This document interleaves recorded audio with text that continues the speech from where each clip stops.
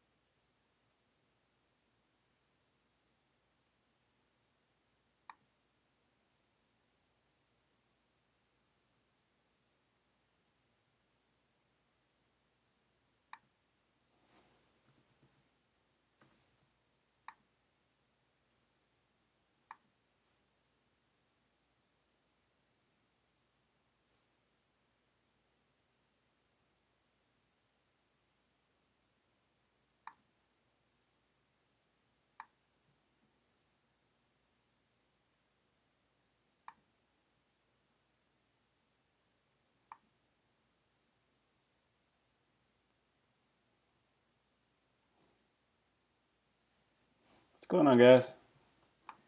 Sorry, just having a little trouble getting everything going. This is the first time I have used OBS software, and it's kind of a pain in the ass.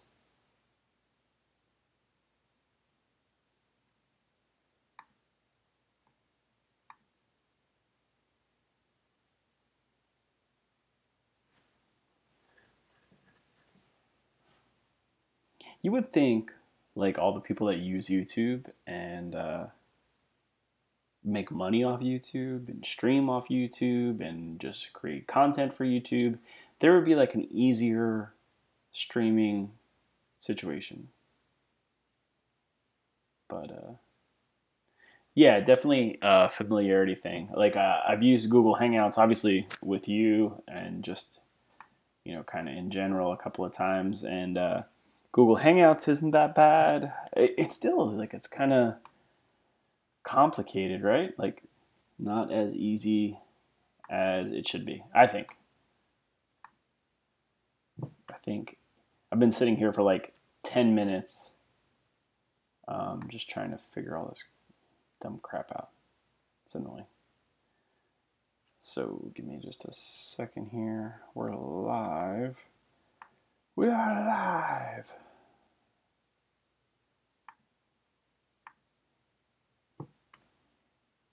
Just sharing this stuff through anything I have on Discord.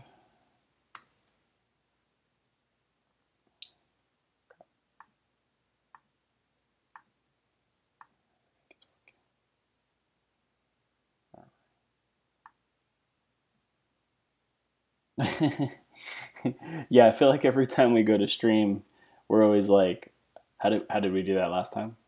Did that work last time? It's so much more complicated than it really needs to be. So let me get this all set up so hopefully you guys can see this.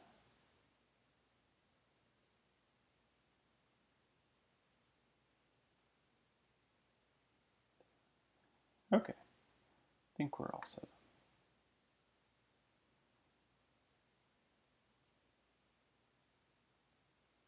All right. I don't know how long the delay is or how to adjust that.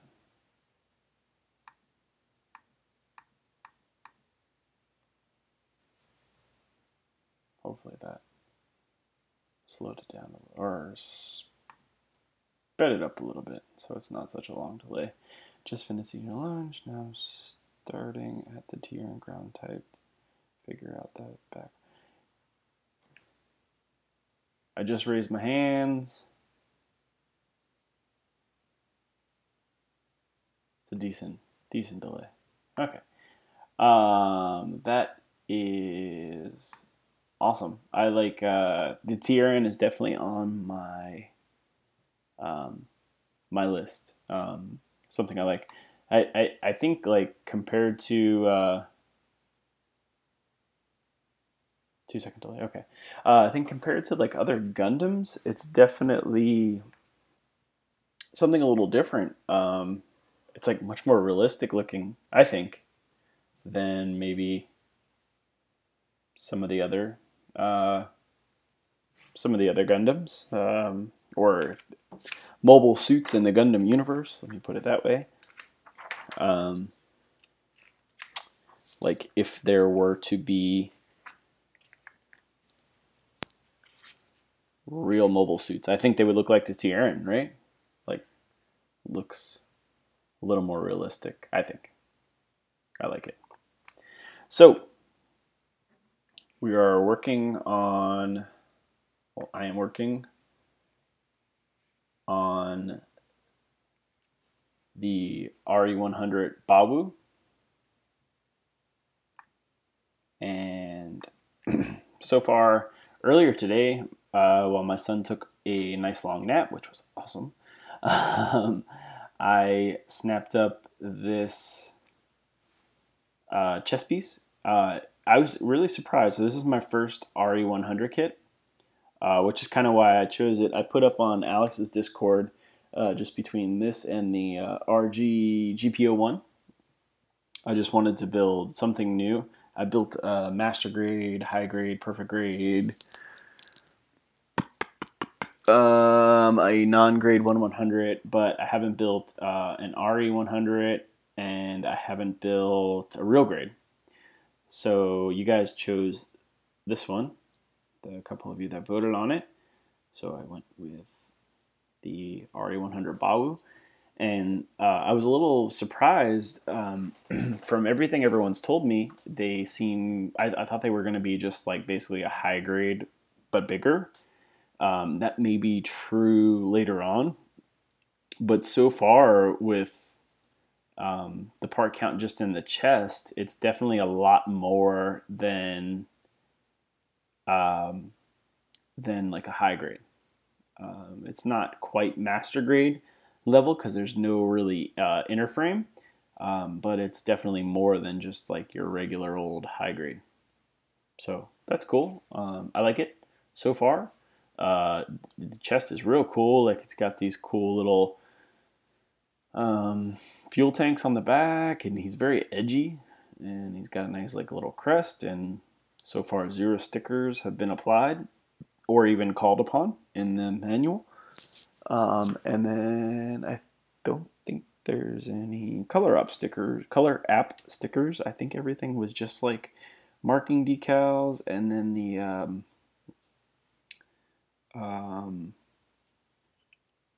whatchamacallit, the like the mono eye and stuff. So, which is, you know, like everything is, and even master grades have sticker mono eyes. So no big deal, right? Not a big deal at all. Raise your hand. So yeah, I got the chest done just a little bit ago. Only like the fuel tanks on the back are a little loose. The one thing I did like about them though, they're all one solid piece. It's not like some of the other things where you have like, flying in my hand, 2 pieces sandwiched together. There's no seam line here.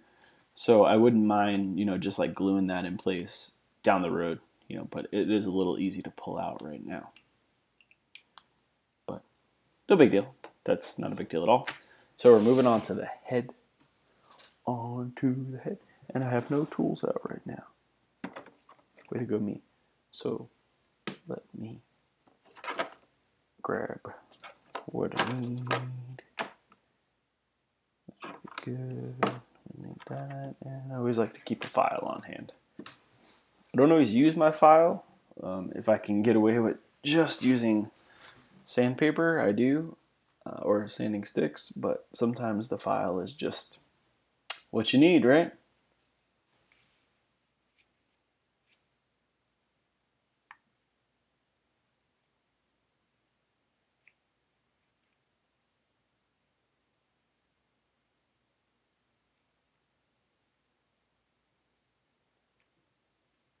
Um,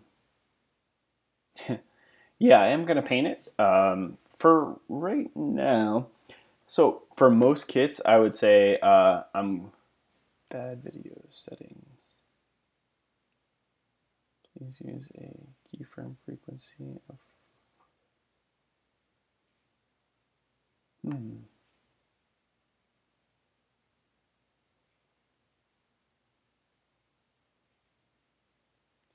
Are you guys getting?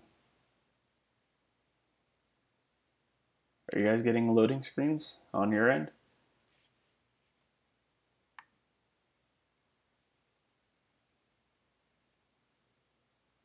Or is, a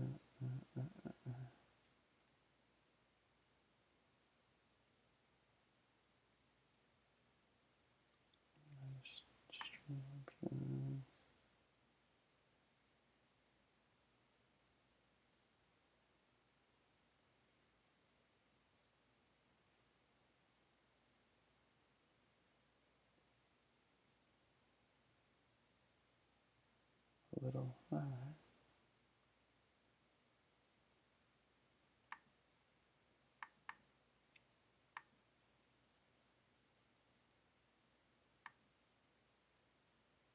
Wi-Fi sucks. Alright. Well, let's see if it gets a little better. I'm not sure. Yeah, for most kits, I am planning on painting them right now. The only thing I would say that I probably won't paint, maybe a real grade, or at least at the moment. I don't know if I will or not. Like the next one I'm going to build, or the first one I'm going to build, I've never built a real grade before, is the GP01. I don't know if I'm going to paint it or not.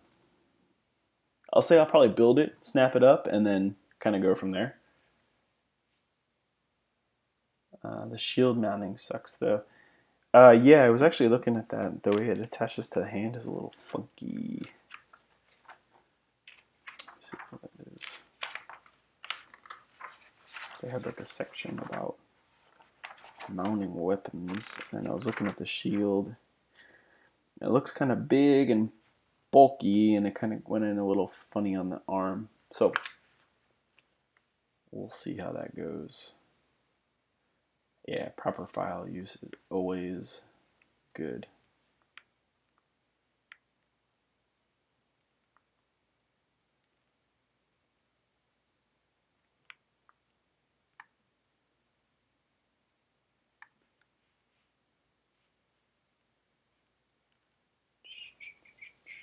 Okay, let's get moving then.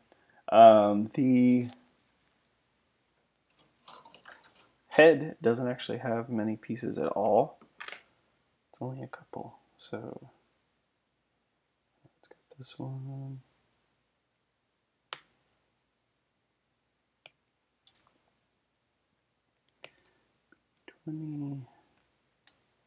B21.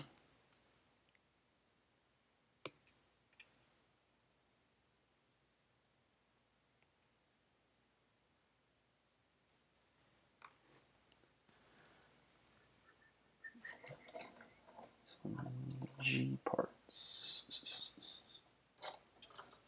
G 5, 6, and 9.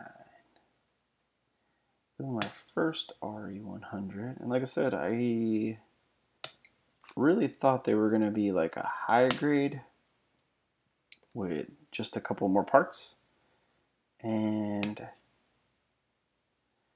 would say they're more than a high grade, still not quite a master grade.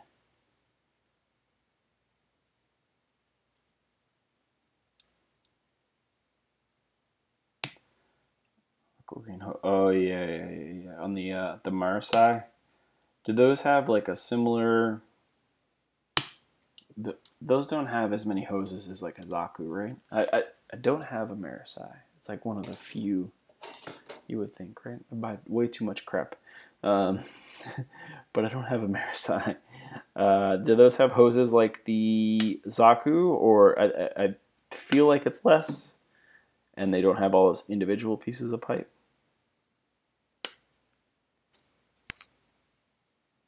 but I could be wrong. No leg hoses. Okay. Are they all those like individual little sections of pipe, or are they a little simpler? Okay, so I got all the pieces for the head. I'm not going to put any stickers on right now, obviously. Or, well, I'm not going to put any stickers on at all. But definitely, I'm not even going to bother putting them on even now. What are you doing? What are you doing? This is big hands, little part. Big hands, little part.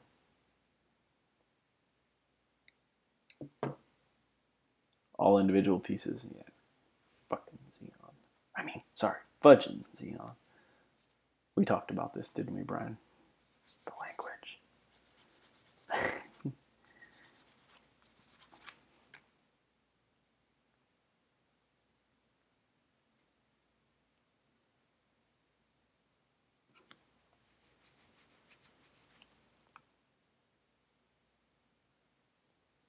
Oh, this is like the mono eye piece. So I watched Double Zeta, and I remember the Bawoo, but I don't remember it perfectly. I didn't really care. Well, the first half of Double Zeta, yeah, was crappy, to say the least. It got better with time, for show, but it still was not my favorite. Yee.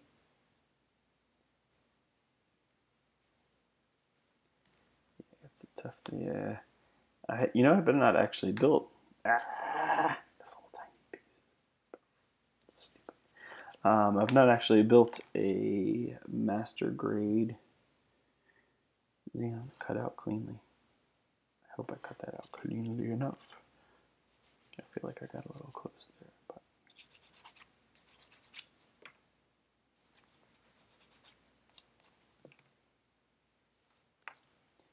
this thing does not have any individual piping, which I appreciate.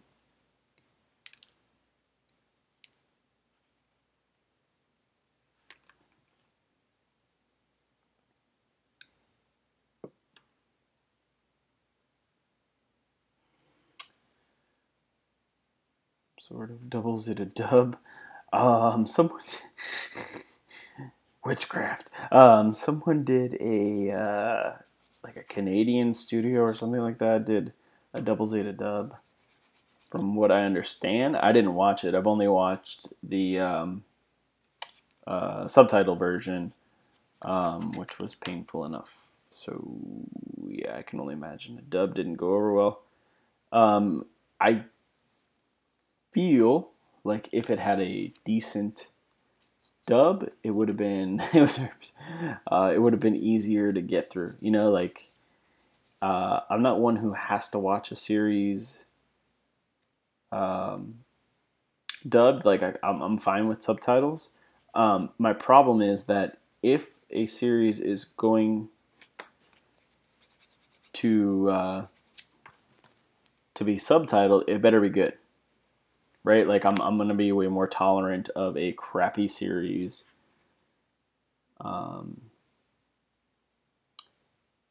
If it's a dub, because I don't have to deal I don't have to follow along as hard. I can kind of let it just go in the background. By the way, cheers everyone. Tonight's live stream is brought to you by vodka and LaCroix, I believe.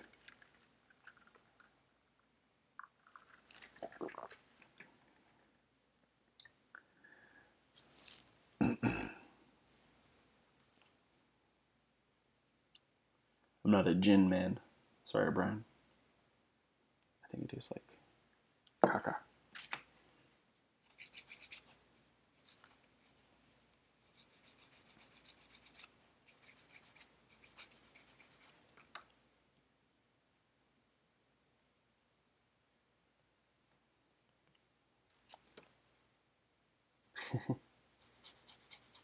Yeah, nice Sunday nightcap. Let's call it that.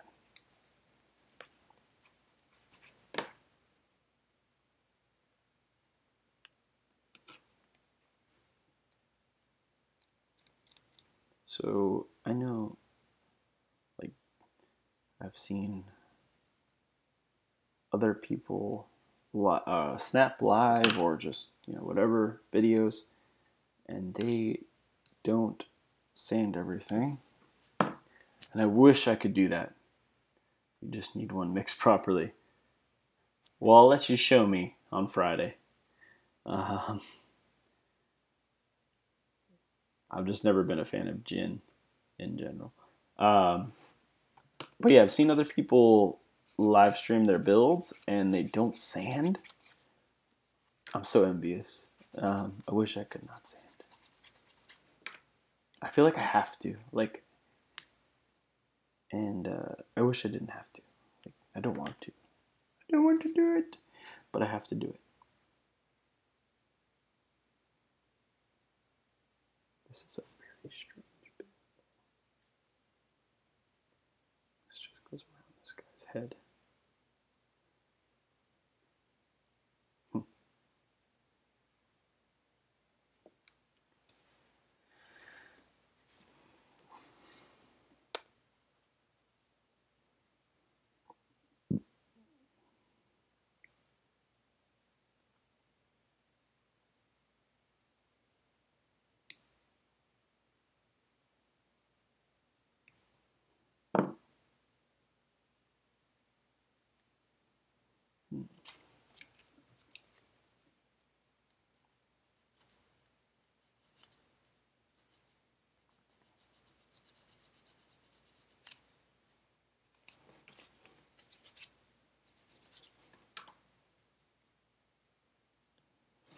This is a strange place to put it up. You guys ever build these kits?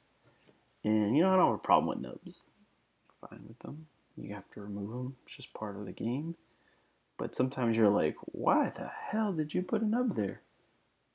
That was such a silly place for one. That was kind of just what happened. Why would you put it there?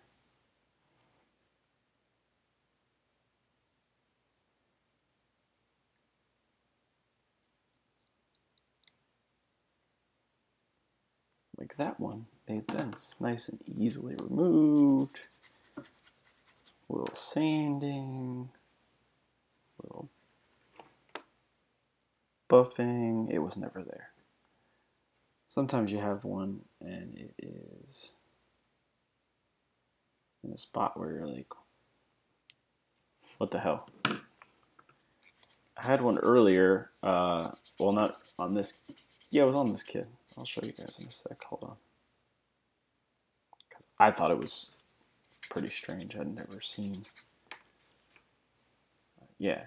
Yeah, we're in the. I don't know. What do you think, Brian? Are we in the minority? I feel like we're in the minority. So, I don't know how well you guys can see this. There's a little kind of polycap right there. And it's got a slit in the middle of it with a raised rectangular piece. And normally, you would think like a nub would be either on top of the rectangular piece or somewhere else. It was right up against the rectangular piece. So I had to cut and sand the nub up against the rectangular piece, but not on the rectangular piece that's raised. It was kind of strange. I'm probably not explaining it very well, or probably a hard visualization to get, but I was like, what the hell? Who designed this? So far, that's the only bad. It wasn't even a bad nub. It cleaned up just fine, and it wasn't a huge deal, but it was just a strange placement for one. It would not be where I would have put it. Let's just put it that way. Yeah, but yeah, I don't know. I just can't not sand. I know some people, I think Zach does that. I've seen some other people build this way where they kind of just assemble the kit and then they will take it apart and sand it later, which, you know, makes perfect sense. But I just feel like I'm going to sand it either way.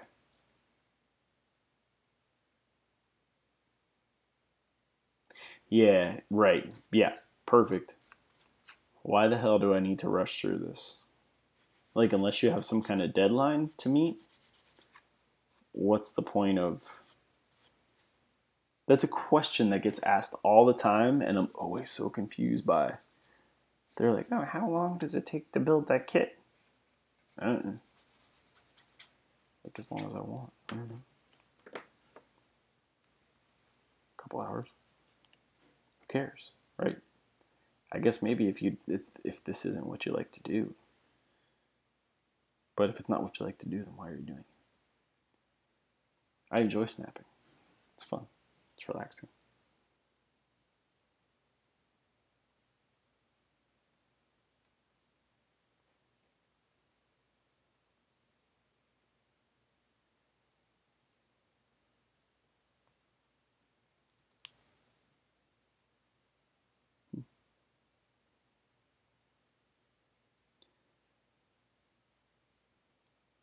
Time, yep.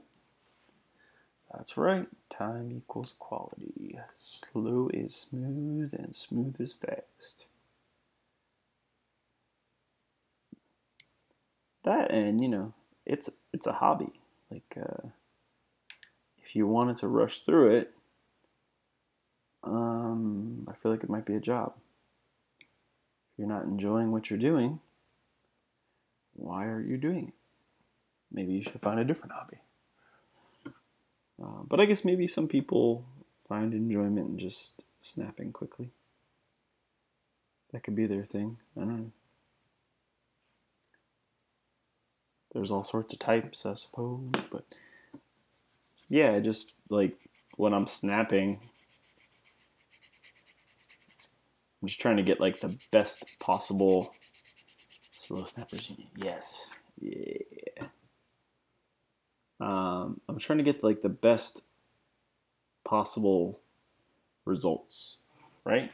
So if that means it takes me an extra, I don't know, 2 hours of sanding, hour of sanding, half hour of sanding, or longer, or whatever, I'd rather do that.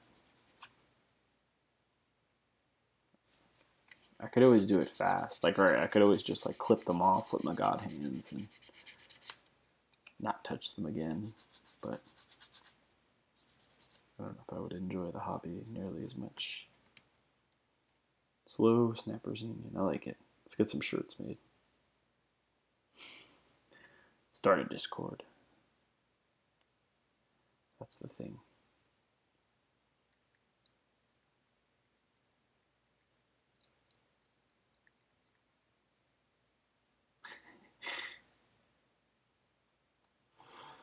We had to call it something like more clever though. Like Old Man Snappers. Yeah, I like that one. Old Man Snappers. We don't need any more Discords. No. Twitter page. For Old Man Snappers, maybe we'll have a Facebook. A MySpace.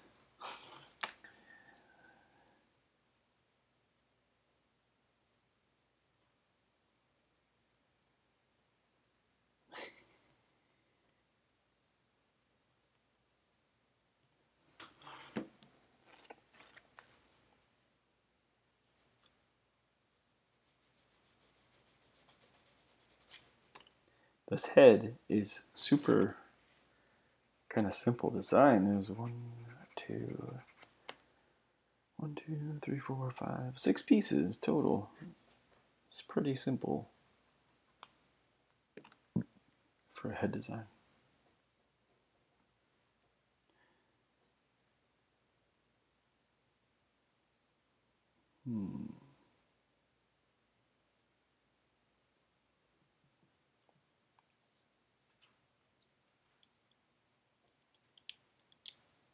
Woo!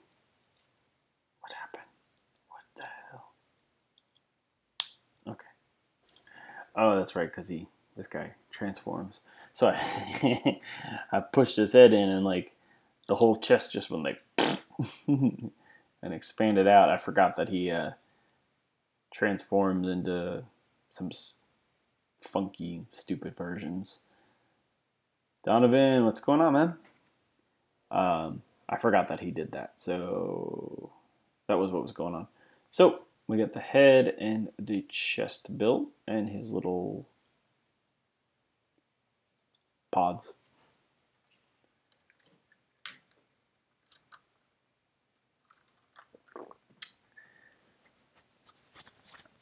And now we're on to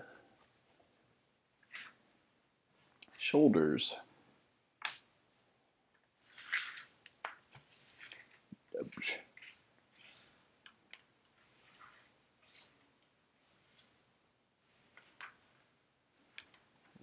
Clean up here into the garbage.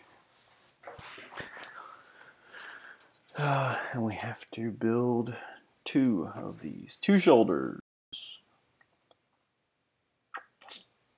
Big pieces.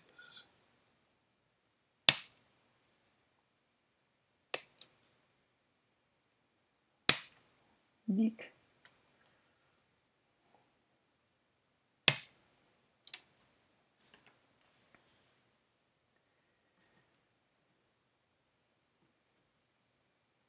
So what I like to do, or how I do this, is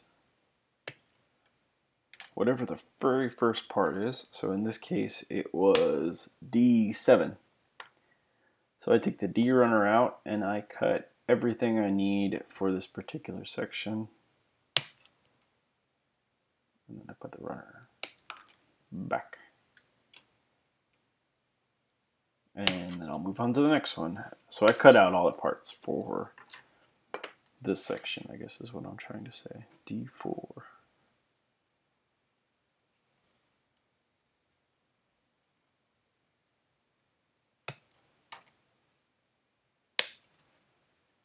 I know some people build like piece to piece. I always find that interesting about watching people build. It's just how many different ways there are to do it.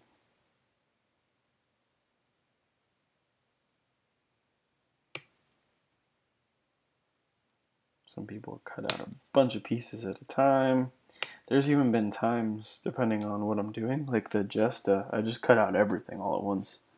Like cut out everything, clean it all at once.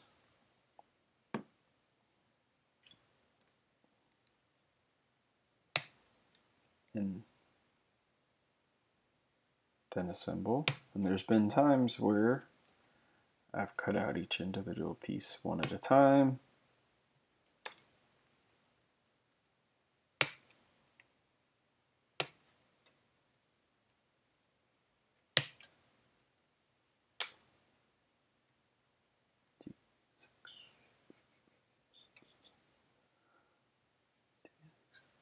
D6 is on the hand.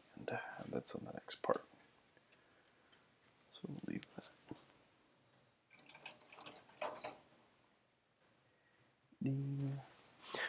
I don't know if you guys have built this kit yet. This is the polycap runner.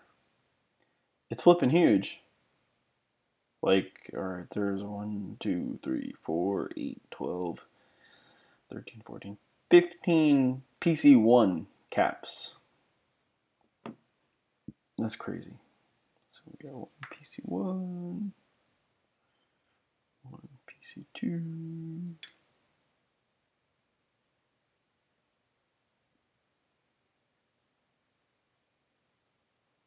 That's it. Yeah, that's what I like. I mean, if it's like a really, like when I did the perfect grade, I didn't cut everything out at once. I cut like, 2 or 3 steps. Or sometimes even just 1 step at a time.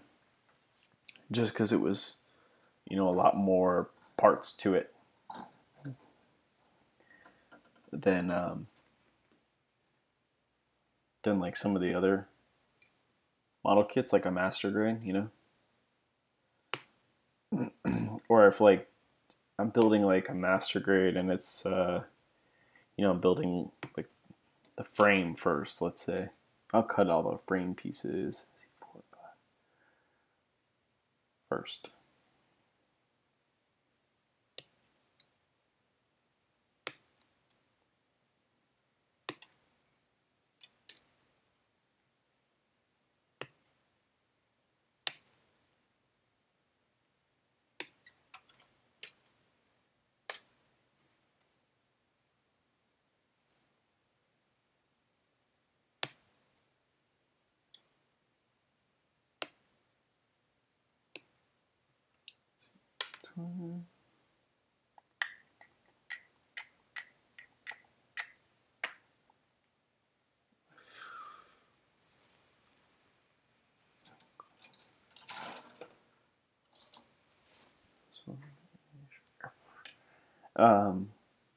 In this case, it's telling me to build 2 of them,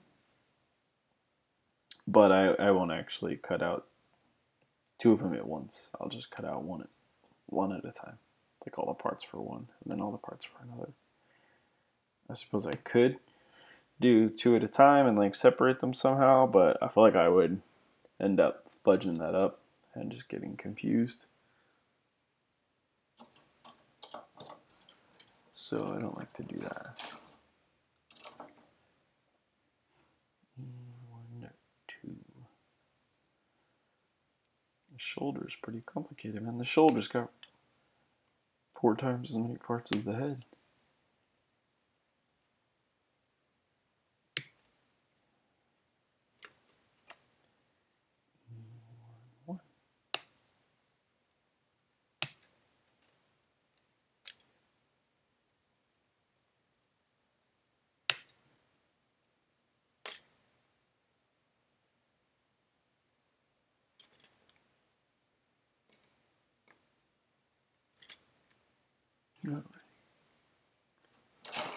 And hopefully I got everything.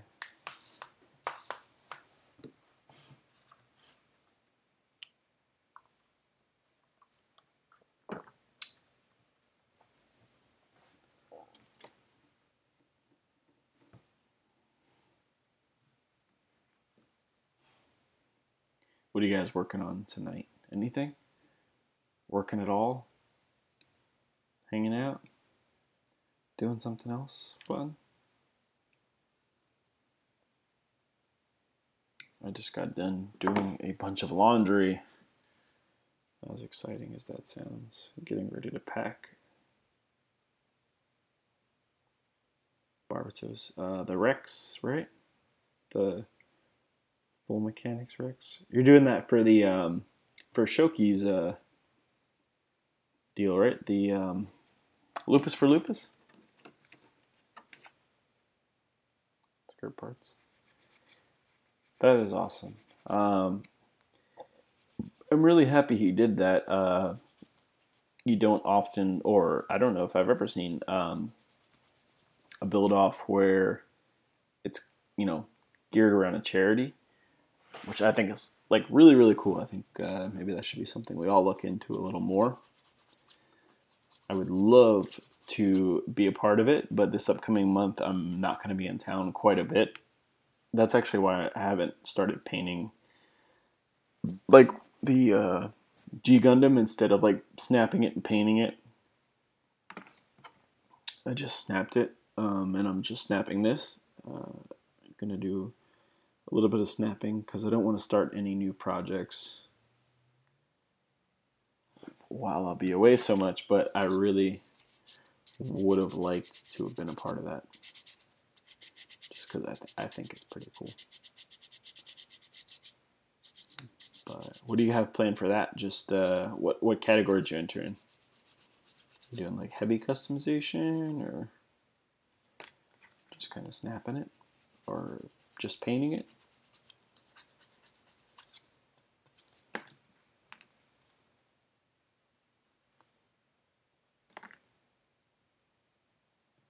Advanced, okay. Is that so it's clean, or I don't know what they call that, but like the clean, just snap built, and then it's a snap built, advanced, and then custom, if I have that right. So yours is gonna have like paint, but not necessarily like a bunch of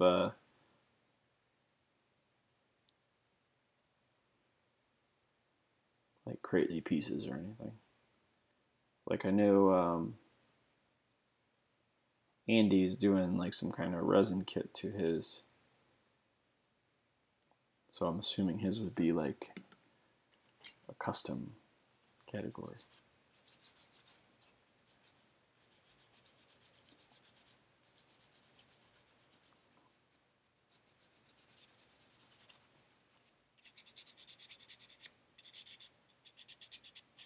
You know, it was similar to like the GBA build. I just don't remember. I don't even remember what the GBA build was. I didn't finish my GBA build like anywhere in time.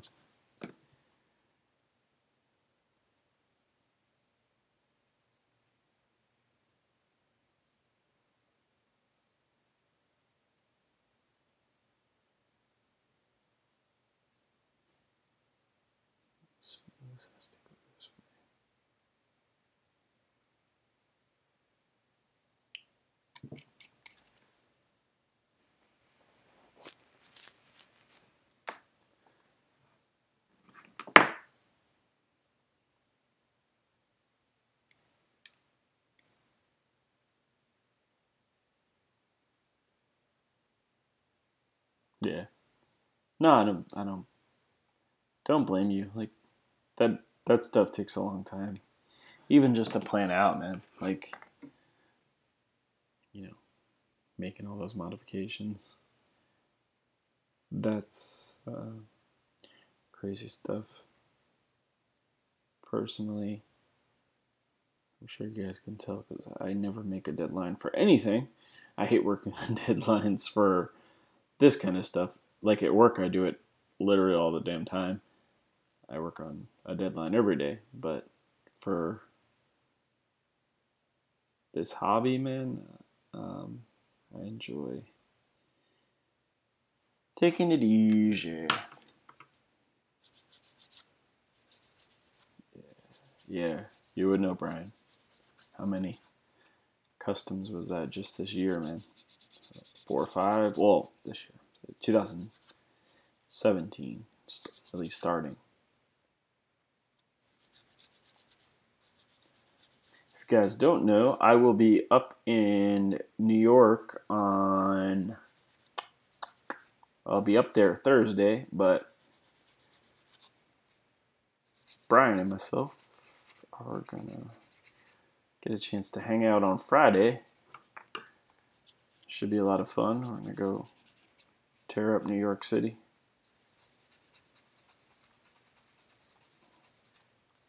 No hobby shop is safe.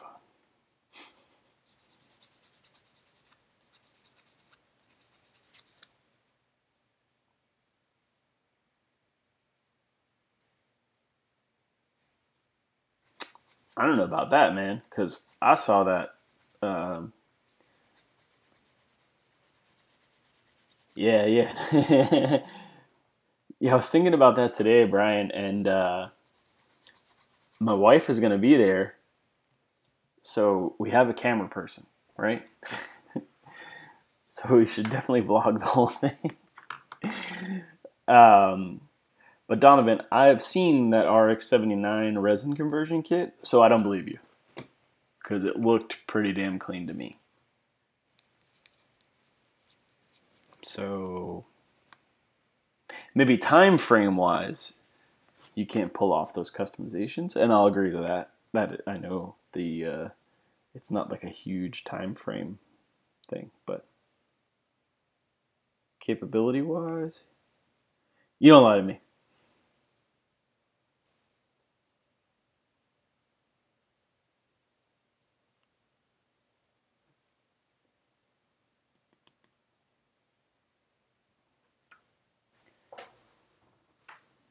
Here's that.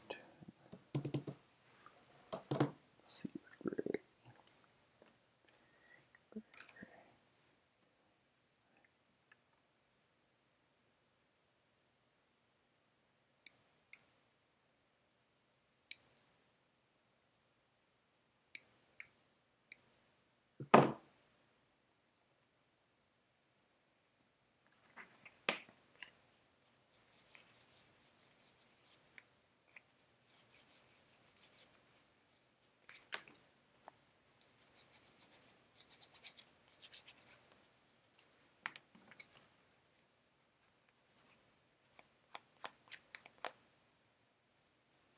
This is like a nail buffing pad. It's a tri grit, but so I'm assuming 1, 2, 3. This one at one point had a little bite to it. I've never actually used this side or the white side, but when I hit it with this, at this point, it turns out just like I had never done anything to the plastic. So that's what I'm using here. And then this says 400. It's a 400 grit God hand. 1, I don't think it was ever 400. And 2, it's certainly not 400 right now. I don't know what it is, but I'll use like a 4, a 6, and then hit it with this and give it a good buff, and it's like it wasn't there.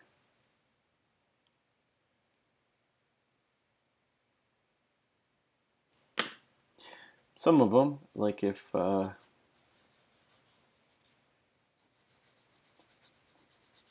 they're almost non-existent, I'll just skip this 400 step.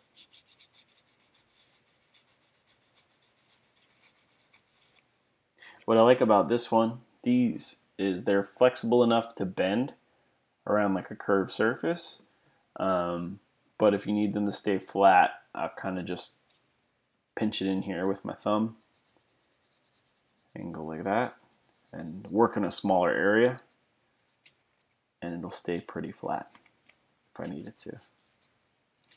And then I don't know if you can see that, the 4 and the 6 are actually different thicknesses. I'm trying to remember how they did it with God hands. These are like 6mm and 3mm, maybe. I probably have that wrong. So I have this same pad in that thickness and vice versa. These are kind of just like leftovers. I've been using these since the Exia, I believe, was when I opened, or when I started using these too. Or at least one of them was that way.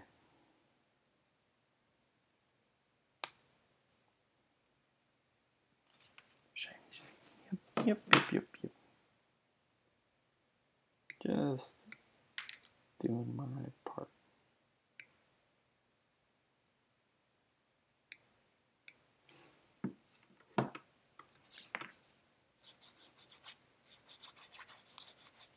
So I'll kind of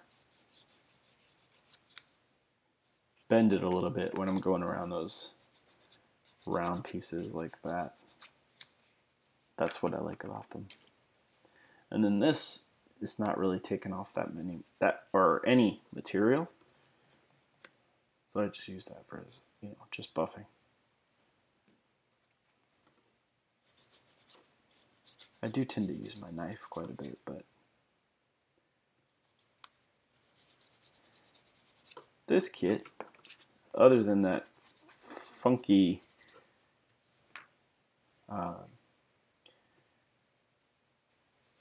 nub I was talking about earlier, has actually been pretty easy on the nubs. They're in good spots.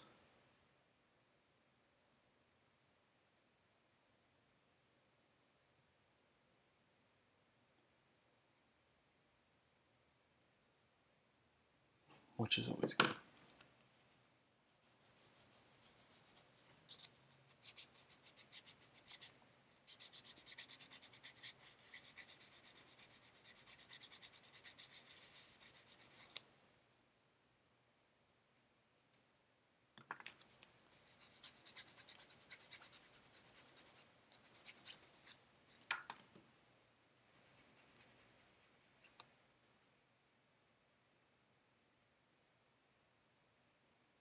This has got one of those little step lips right on the corner here.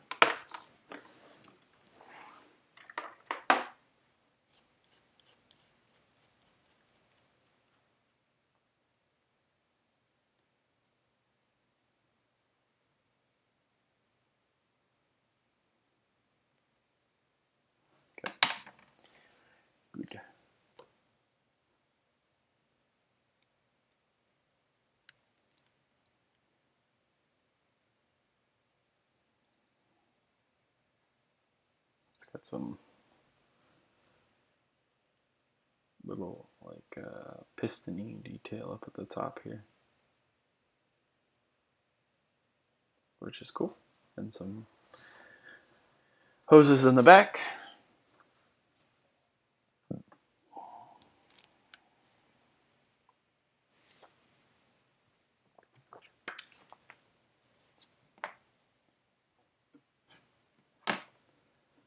Black is my least favorite color to clean up. It usually leaves kind of nasty dumb marks, but I only have one black piece in this section, and it's only one nub.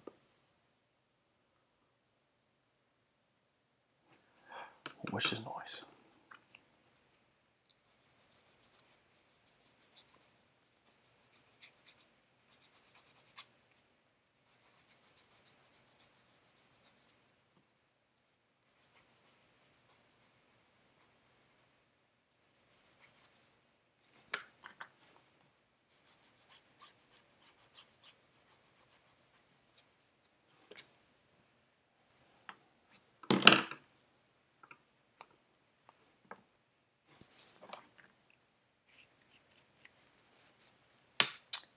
I was talking about how much I like to keep everything clean, and my damn desk is a mess.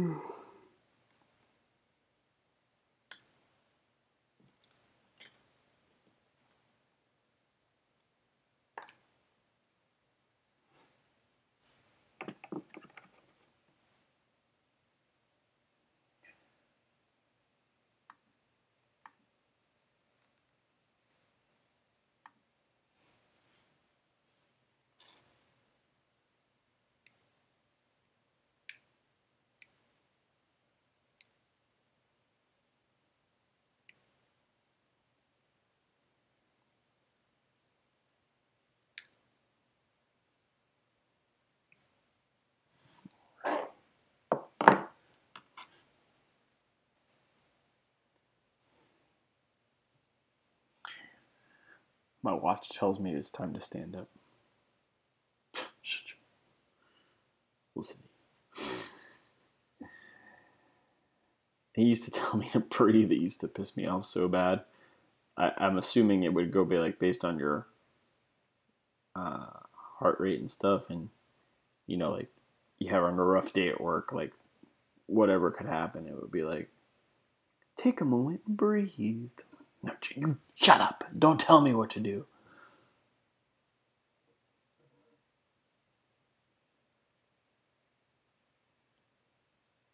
I'm not doing it. I'm not going to breathe. But right now it's telling me that I need to stand up for my own health.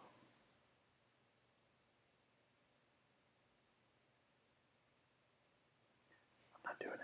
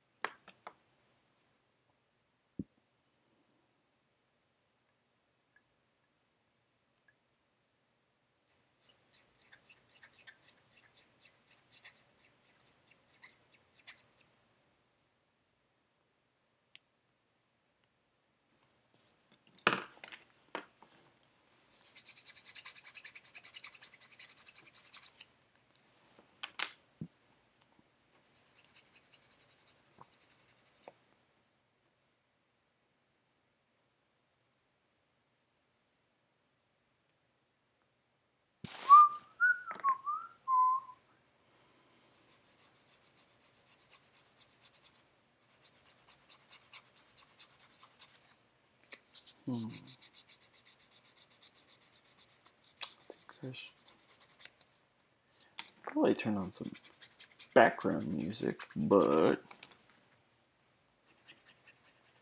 that would all be on the computer I'm using to stream. Which sucks. There it is. There was one more. You can't hide from me.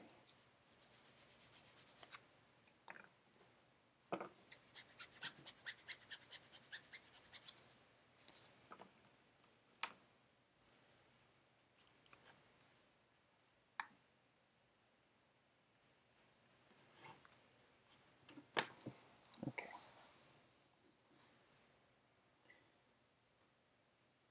I'm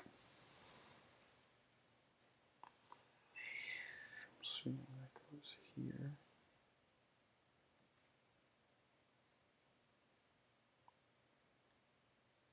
Xbox. Yeah. You don't tell me about your fancy Xbox. Yeah, I have a TV right above my head, and I have my PlayStation hooked up through it.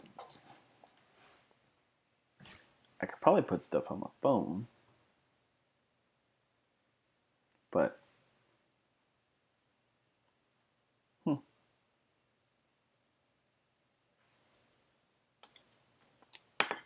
and I feel like I forgot to cut out a piece.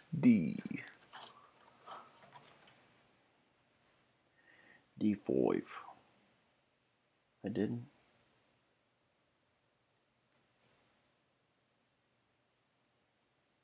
See, gray.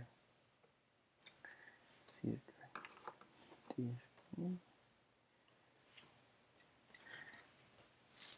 That's the bad part. Let me see what I do have on my TV.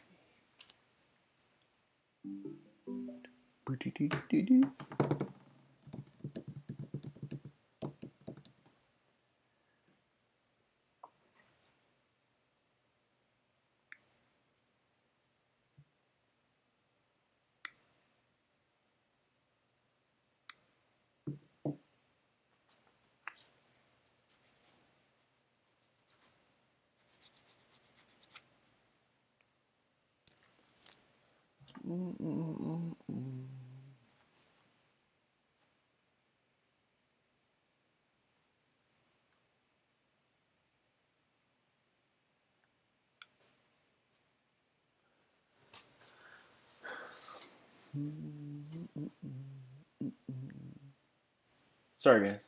I'm just trying to see if there's something worth listening to, music-wise, on the tube.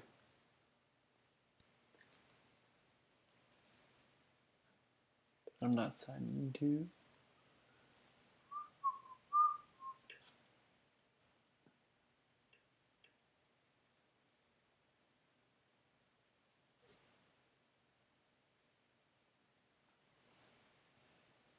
Strange that, so they have obviously music on, remembering Avicii, music on YouTube, but like I feel like if you were to play this music on your video,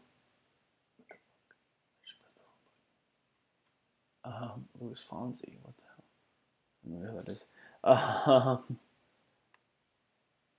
I'm so upset, I'm sorry. I have an Xbox, but I don't use it. Let's type free? Fortnite, yeah, that's whatever.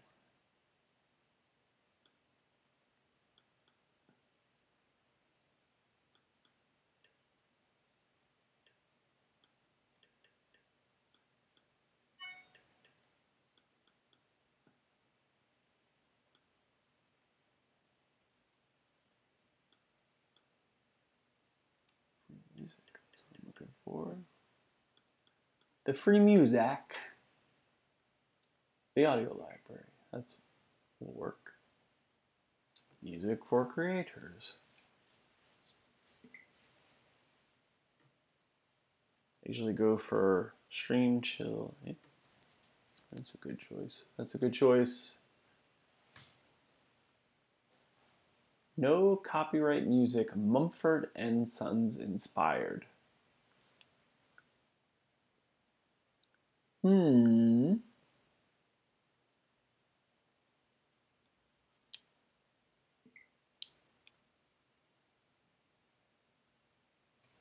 All right, we're gonna give me a second, guys.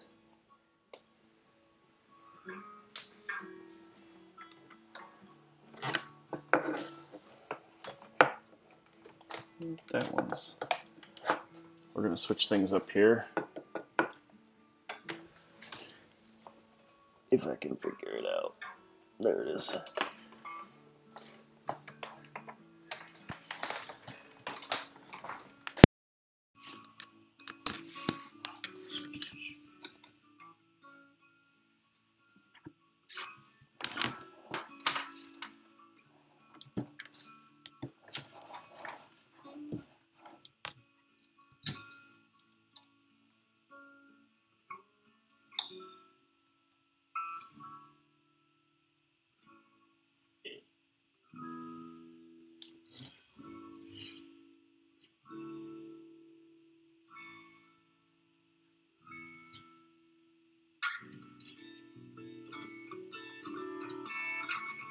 Can you guys hear me? And what do I sound like? I certainly don't like this.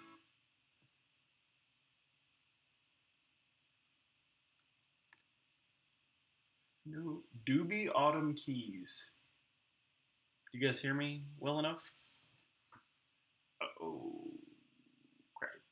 Okay, give me just a second. I'll be right back. Sorry.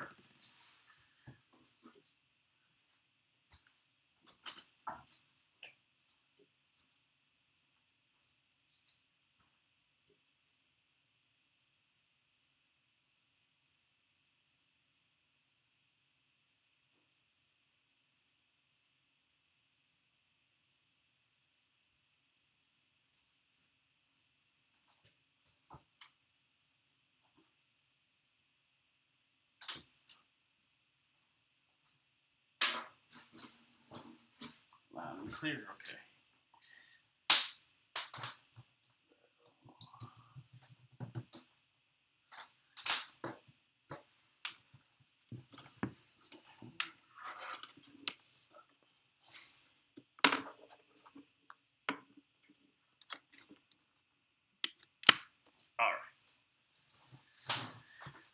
Sorry, this whole time I've had guys sitting here and I haven't had my Mac plugged in, so I was almost dead. Where the shit did this music come from?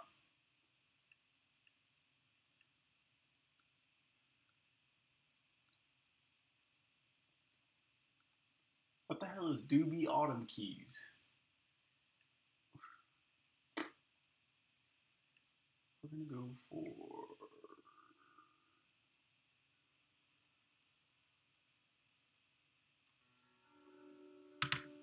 Sorry. What the fudge?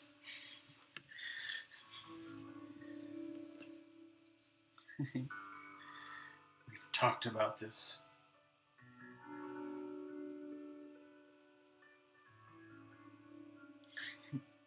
We're gonna have to play a drinking game on Friday, Brian. Like a language drinking game.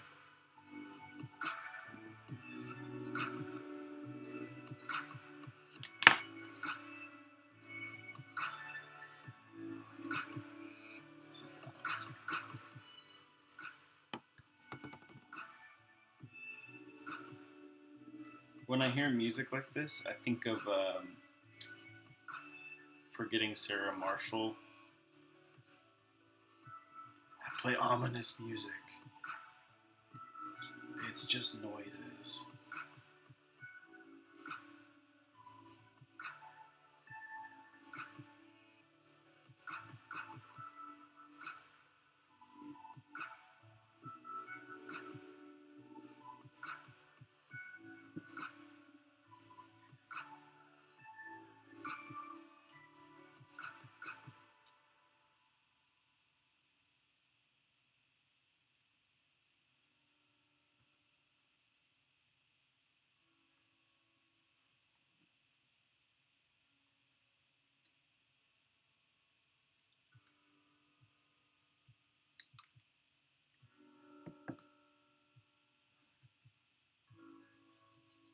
I don't know if you guys can hear the music.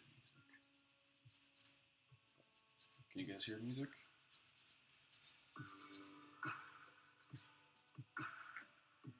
Is it like soft yes to your ears? It's just kind of like weird dance music.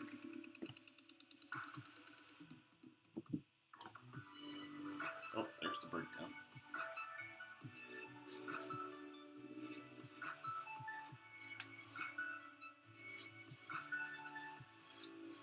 I'm not a fan, to be honest.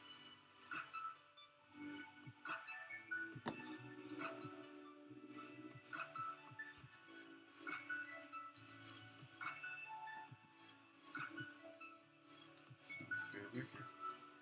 Cool. I have a mic right to my left, and you would think I would have used it because I've had it for a little while, but no, I just use my headphones. No idea why. Like, there's no good reason for why I use headphones, but I use headphones. I guess I just feel comfortable with them in my ears.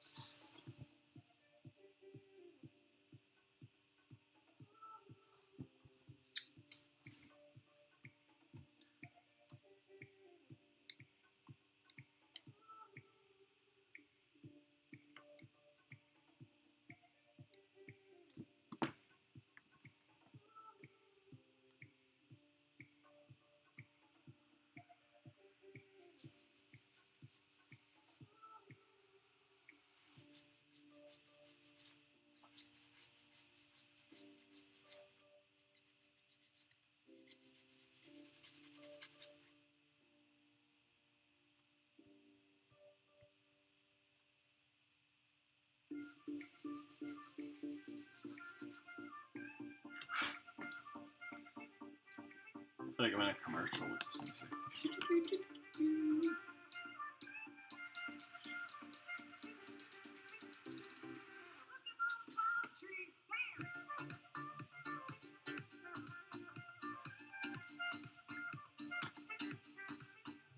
I'm like an MC Alice commercial.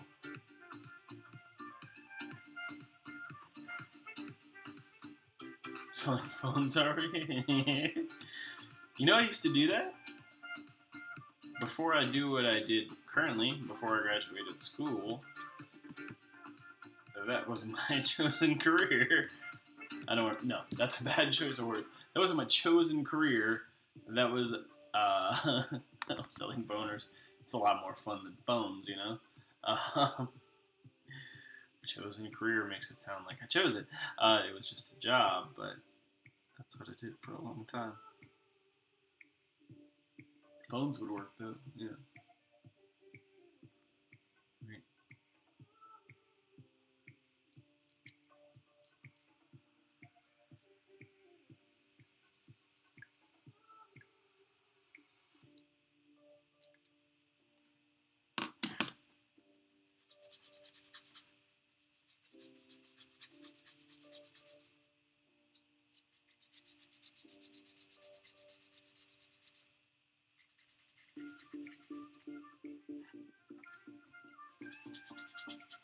Selling boners could be a lot better than. So, what the fuck did we do? God damn it. I skipped this step. Gosh darn it. Fudge. I skipped this step.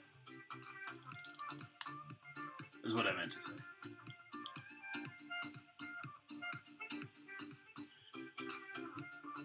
There's the forum section.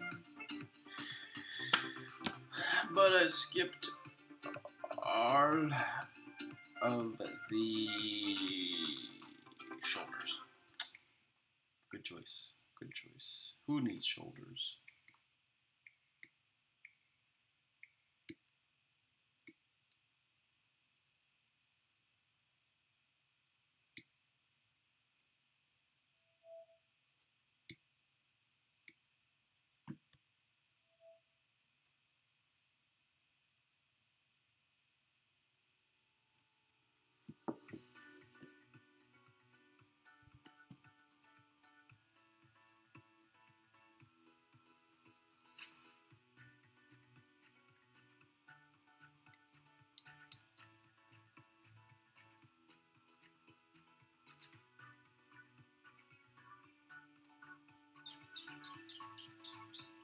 Yeah, I don't know. Now that I'm listening to this music, it's way too modern for Cialis.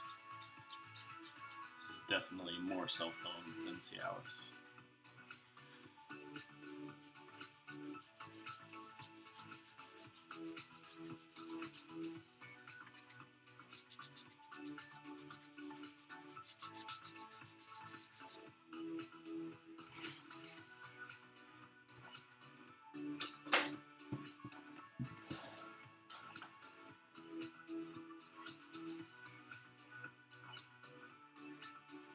Stole this from my wife. Don't tell anybody. Levitra. Well, where does Levitra? Levitra is the one like works around the clock. Could be Levitra, but like I feel like Levitra's a little old. You know, like 20-something-year-olds aren't using Levitra. Maybe they should.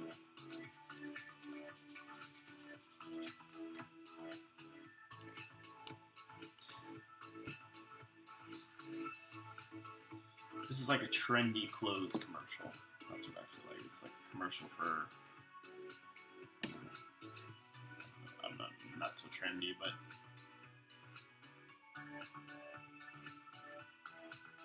I know this is yeah. You're right. This isn't selling phones. I'm automatically assuming iPhone.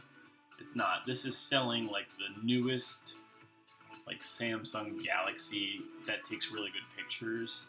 And there's like a couple jumping off the bridge into a lake, and they're like, and it's like, you know, oh, we can take a picture of that because our phones can get wet. That's what this is. That's exactly what's going on here.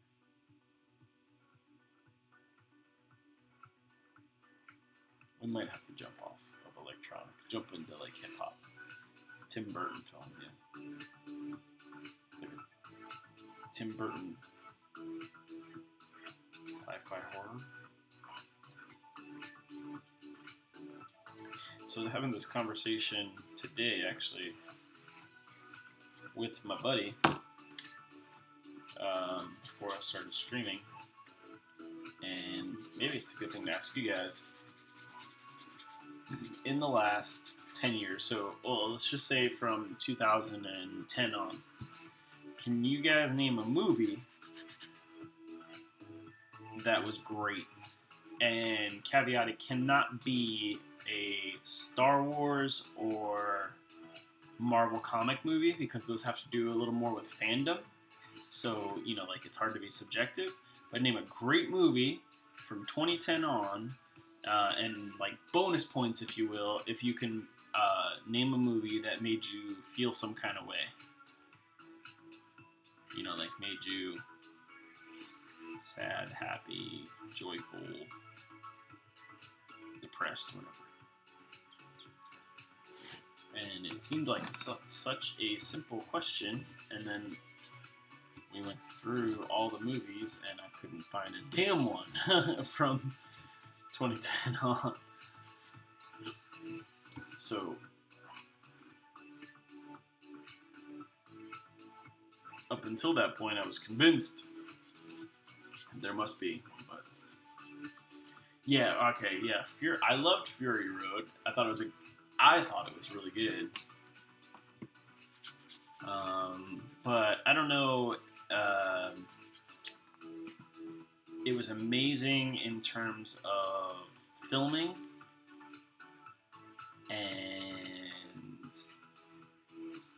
just how they did the special effects situation of it. But I don't know if like emotionally it made me feel anything about anyone.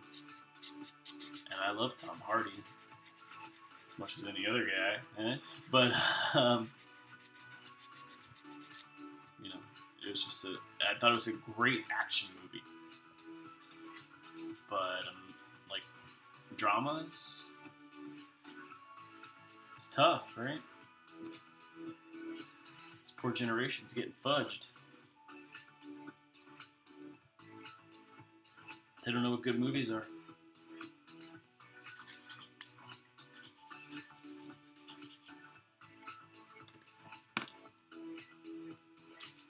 These poor young whippersnappers.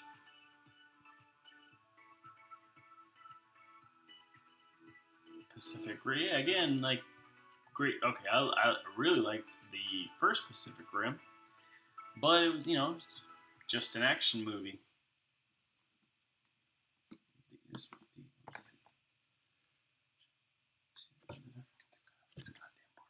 Shit. Pacific Rim is just kind of action. I liked it too. I haven't seen the second one yet, but one day I will. It stumped. That's exactly. Like, I answered the question. Like, when my buddy asked me, I was like so confident. I was like, come on, man. Duh, obviously. And then I sat there for about 20 minutes, like, well, what about this movie? That was, 99. What about this movie? 2000. I couldn't come up with anything from the last,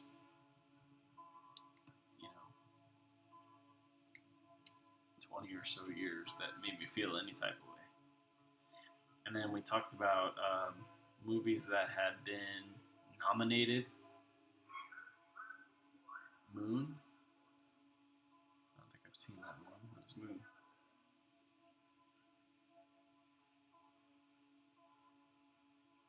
Which one is Moon?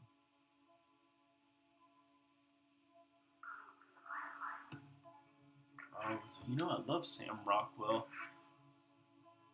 but I don't think I've seen Moon. But it's funny you say Sam Rockwell, because the only movie I could come up with, and then I think it was before 2010, though, was the assassination of Jesse James by the coward Robert Ford, which Sam Rockwell was in. He's one of my favorite actors. But if you say that it's good, I'll agree that it's good. But I was having a real goddamn hard time picking out some movies.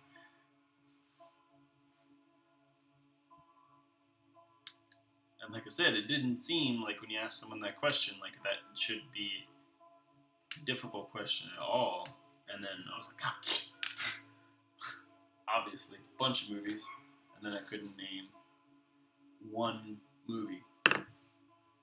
And then I went back when I got home, and I was looking at like, what do I have movie-wise? And I couldn't even find like a whole lot of movies that I own from 2010 on. Yeah, that's kind of like my wheelhouse. Is I like movies that have like a dark twist to them, or just aren't in general happy. I feel like Hollywood banks on that, like, everybody's happy kind of scenario, and I'm just not a fan of it. What the stuff, man? I'm disappointed. I thought you guys had my back here, and I just messed this all up. I missed a whole bunch of parts. I missed half these parts. Moon was 2009. There you go. I'm gonna have to look it up though, because it sounds good. Maybe I've seen it.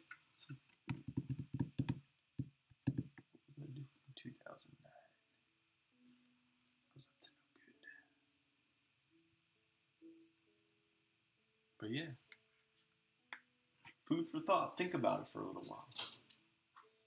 Just, you know, see if you guys can come up with anything. It doesn't have to be right now, but no. A week from now, message me and go, hey, I got one. Duh, it's obvious. It was blah, blah, blah.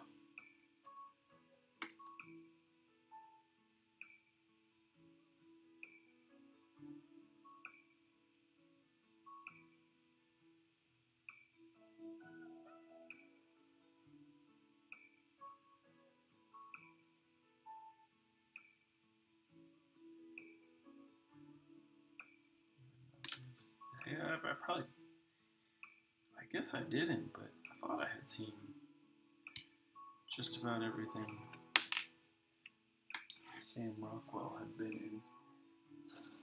Like I said, I really, really, really, really, really enjoyed the assassination of Jesse James, but I couldn't remember if that was after 2010.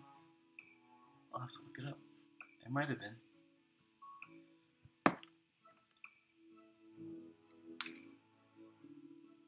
But yeah, so it just got us into that. I feel like it's like a, you know, old man discussion of like how movies have gone down the drain. Movie shock. Movies, Hollywood sucks nowadays. All the good stuff is on TV.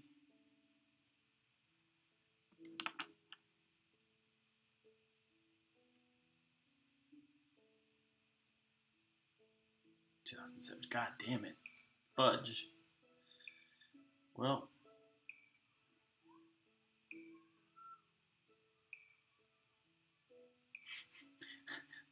there that one goes. Now I got nothing.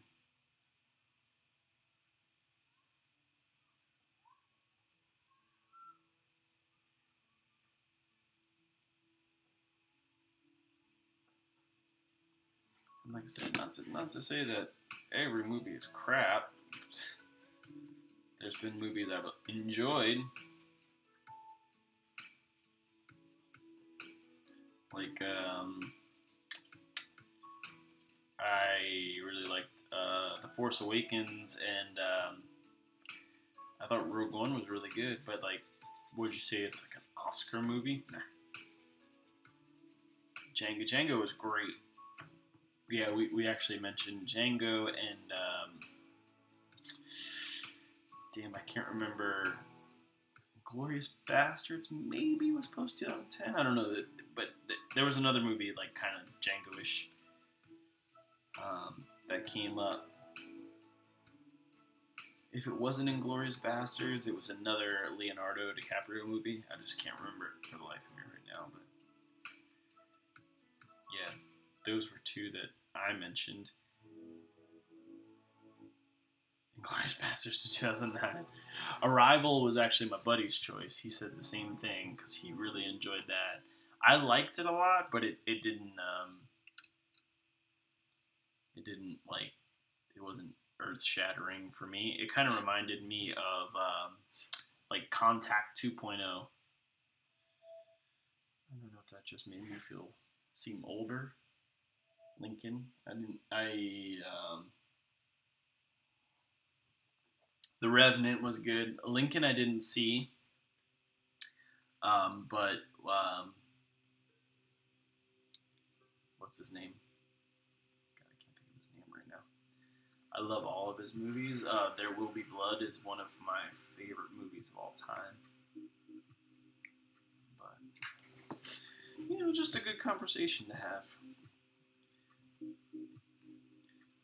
Like, if my son asks me, you know, what is your... Daniel Day-Lewis, there you go. What is your, you know, Godfather? Or what is your, I don't know, whatever other movie you want to say that's like a top, you know, top 100 movies of all time from the last 10 years. I mean, it's funny, except Daniel. It's D-A-N-I-E-L. Close enough. And I couldn't give him a good answer. Like I said, from 2010 on, everything we came up with was 2010 and earlier. Like I said, especially if it, in the drama category, like we all came up with like some action movies or just some good movies in general, and it became even harder when we omitted like the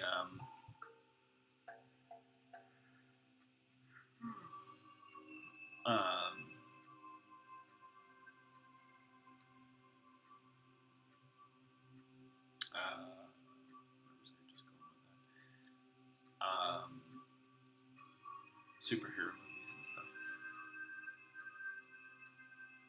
Monster Calls was pretty good.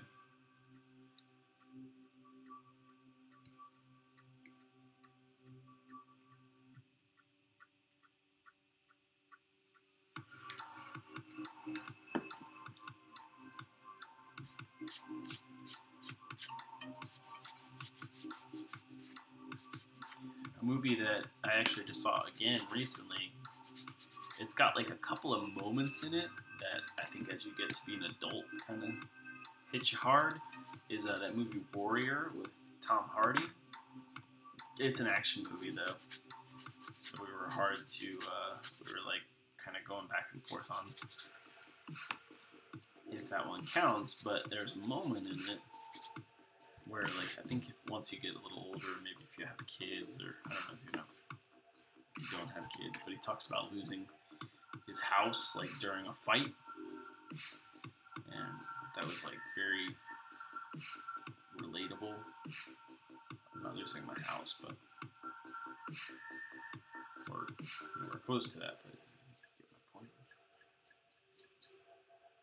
But anything, I'm a Tom Hardy fan, so anything he does, I'm good with that.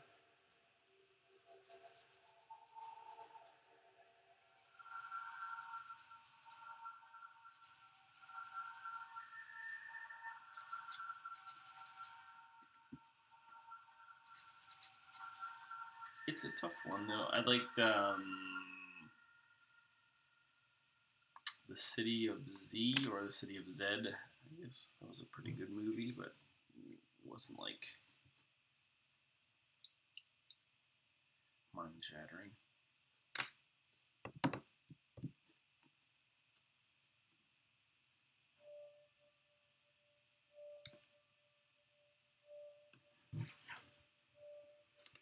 I thought I cut it up.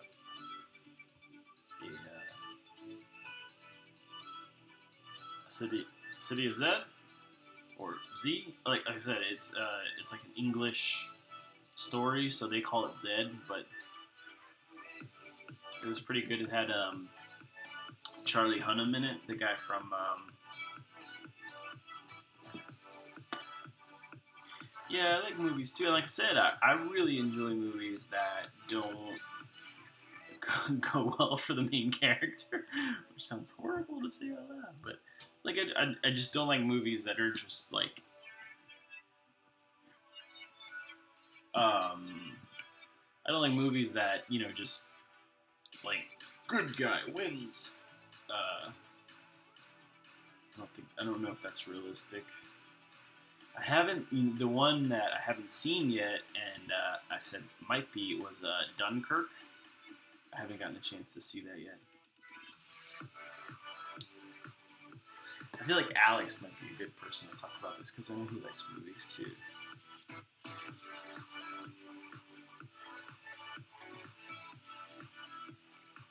Dunkirk was great, yeah. I'll have to go see that. I'm not going to go anywhere and see it. I have to see that. I haven't gotten a chance to watch it yet. But yeah, it had the right formula, right? It had, I have the TV I'm playing the music on right now is 4K. So I'd probably watch it on that. It had the right formula, you know, it had some actors I like, it had Christopher Nolan, I believe, was the director. And I tend to like his stuff. He's a decent director.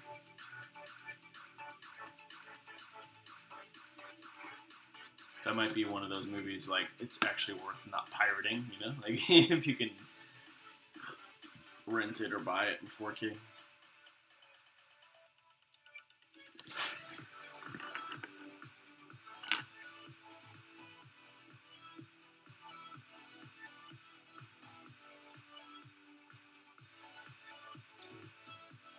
I loved Fury. I really, really liked Fury. Brad Pitt's another actor I'm a big fan of. I just watched his Netflix movie War Machine. I thought that was pretty good too. It wasn't earth-shattering, but it was good. But Fury I liked a lot. I thought it was a great war drama. I don't know if it got like enough attention because I feel it was up there with like Saving Private Ryan, but I remember being whatever age I was when Saving Private Ryan came out, and that was a pretty big movie. I thought Fury was that good, personally.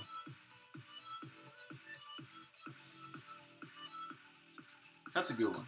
I would say Fury, yeah. Fury made you feel some type of way.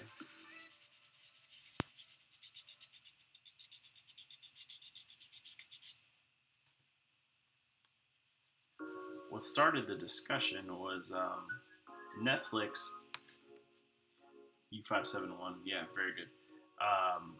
Netflix has been playing. They have a couple of classic movies. They have like the Godfather trilogy, Heat, which is like an action movie, but I thought it was. I love Heat.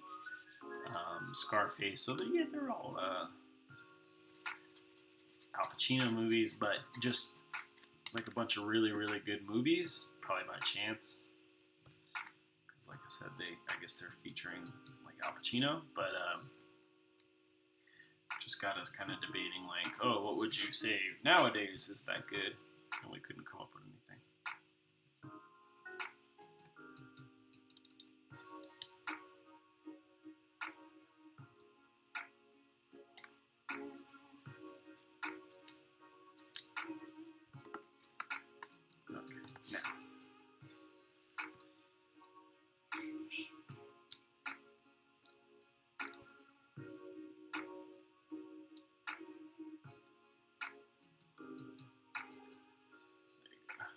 Shoulder and most of the arm, other than these pieces. And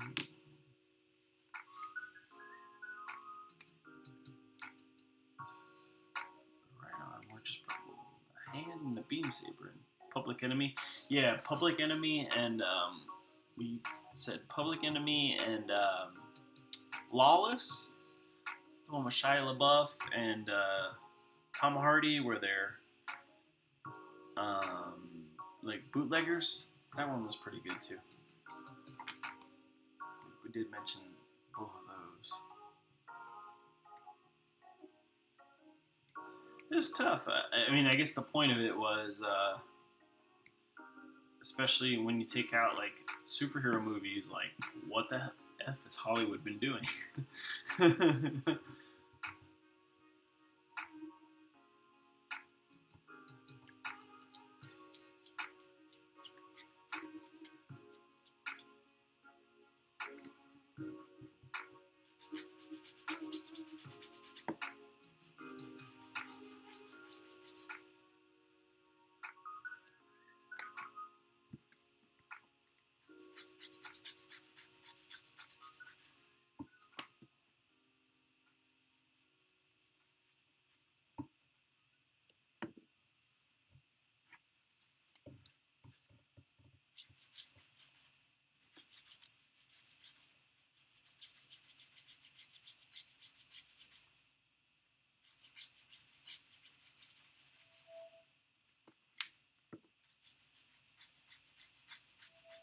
What's up, Shoki?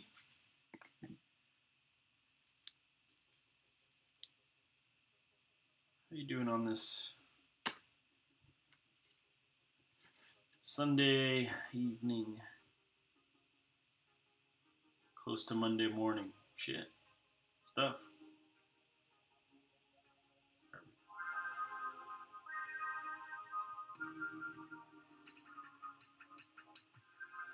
We actually just mentioned your contest just a couple minutes ago. One of the guys in the chat, Tiberium Donovan, he's working on a Rex. Just put the wife to bed. I can relate, man. That's exactly where I'm at. The wife went to bed. Here I am, snapping up this Bawoo. This is my first RE100.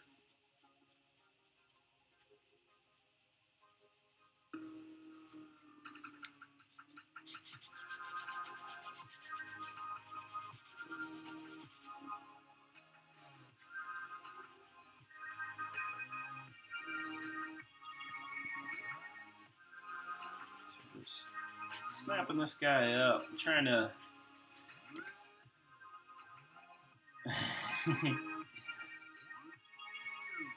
to snap up a couple of kits just so I'm not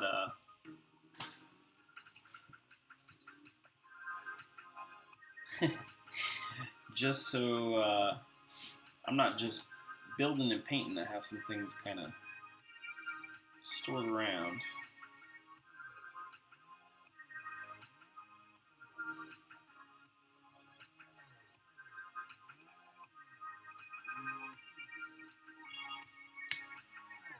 Fun.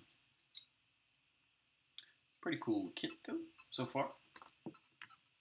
Donovan was the last entry so far. Awesome, man. I'm glad you guys are getting a decent amount of entries. I'm really happy to see Zach put up that video too. I think what you guys are doing is really cool. I mean, you see contests all the time, and they're usually related, you know, like kind of self-promoting things, which is fine and all, but to do something for someone else is awesome, man. Like, to use your platform for something like that is really cool.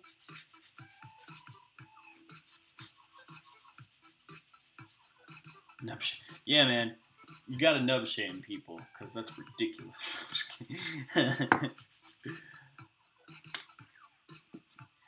Gotta clean up them nubs, man.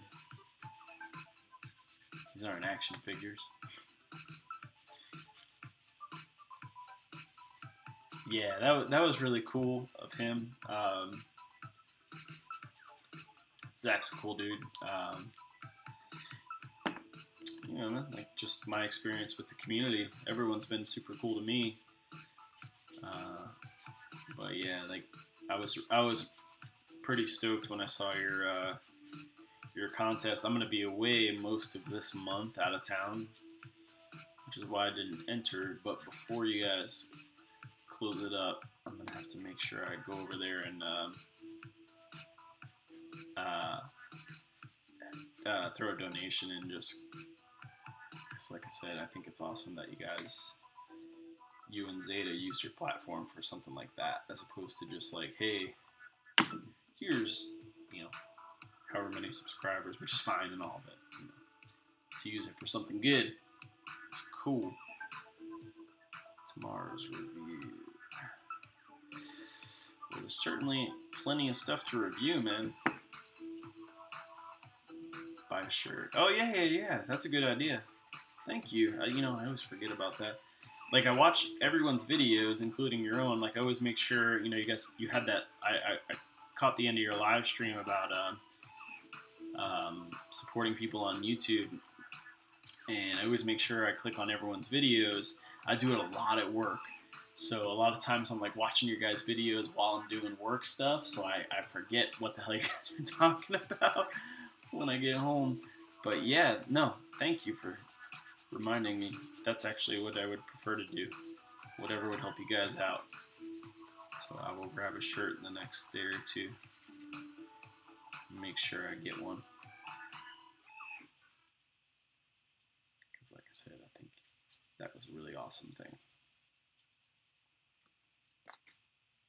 And it kind of worked out, right? Like how many other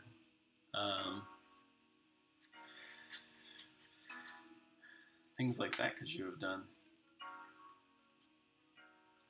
Where you got the name all set up and everything. That was awesome.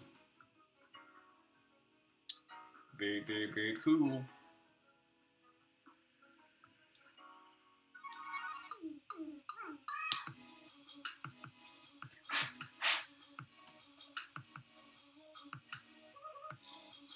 Most of the way down the arm.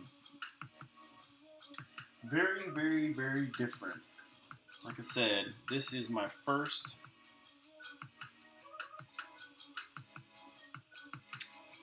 Shin Spider. Yeah, if I understand that right, like you're someone in your wife's family suffering of lupus, or your wife herself, or it's like a genetic thing in her family. Either way, that was pretty damn awesome, man. My wife herself. Oh man, so sorry to hear that. I hope she's doing okay.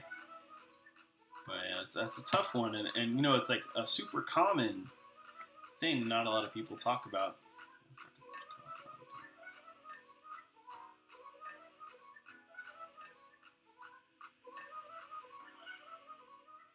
What am I even doing here? See, it has like, wow. That's pretty wild. That's a lot of people.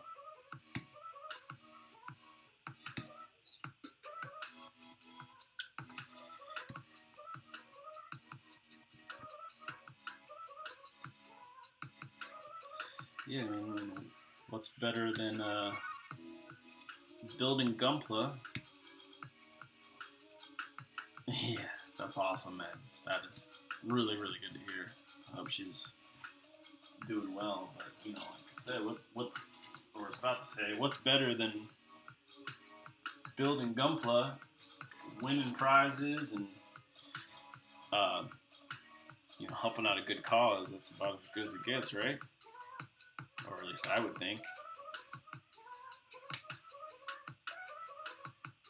Lupus Warrior, the fight never ends. Oh, that's cool. We've been getting to see a little bit of what Andy's doing backstepped. His looks like it's going to be really, really cool. I'm really excited to see what he finishes up with.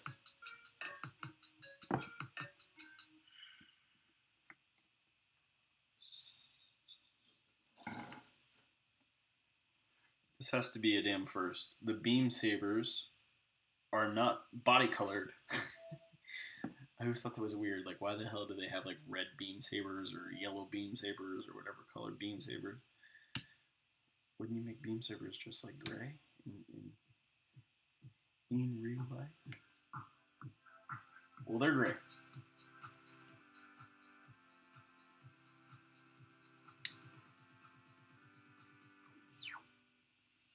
Yeah.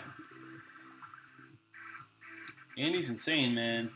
You would think that dude's been modeling for years and years and years and years, and I think we got into it right around the same time. Just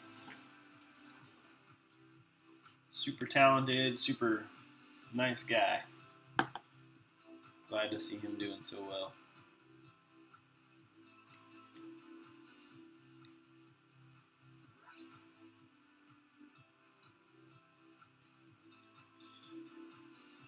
Everyone's competing for that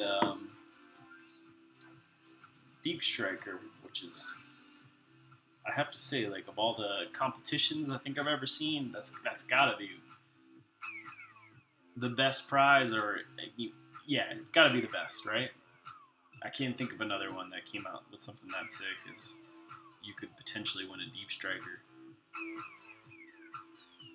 Like, pretty much the biggest launch of this year so far.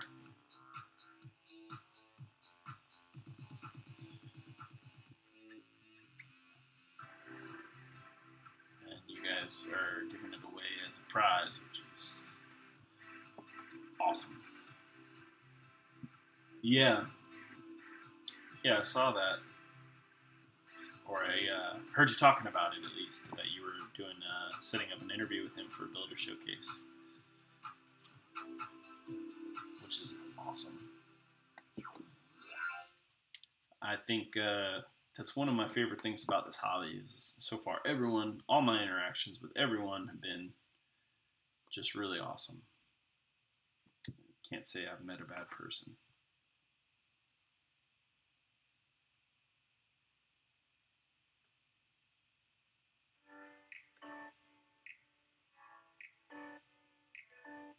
It's always cool when you it really does not get any bigger than the Beak Deep Striker, especially for a master grade. That thing is super sick. I pre-ordered one. It came in a couple weeks ago from USA Gundam. Super stoked to build that when I get around to it. Just really, really cool looking kit. But like I said, the fact that you guys are giving one away, just if you can't get pumped for that, what can you get pumped for?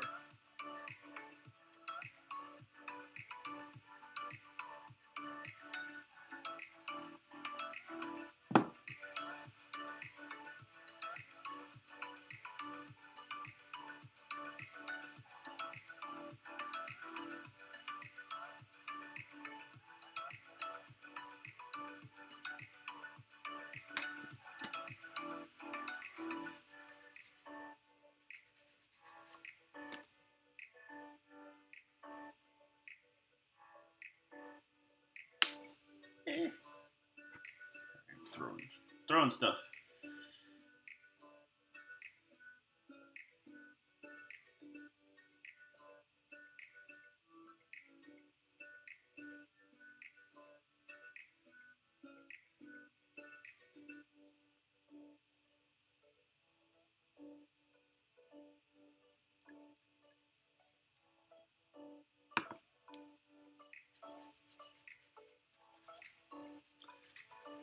Yeah, I can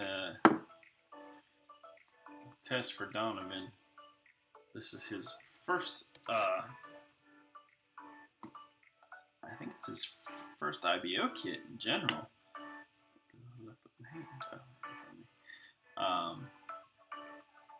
Which is crazy. I was telling him how, like, I think the full mechanics line is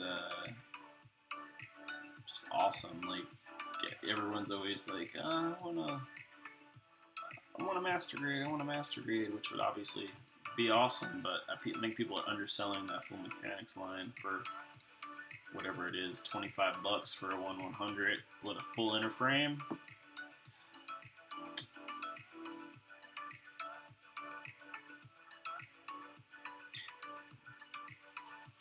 That's cool, man, because, I've either seen or been a part of a couple of competitions, and they don't necessarily give, like, a full breakdown of exactly what they're looking for, or it's, not super clear. So to put out a video saying what you're judging on, I think that would certainly be helpful to people.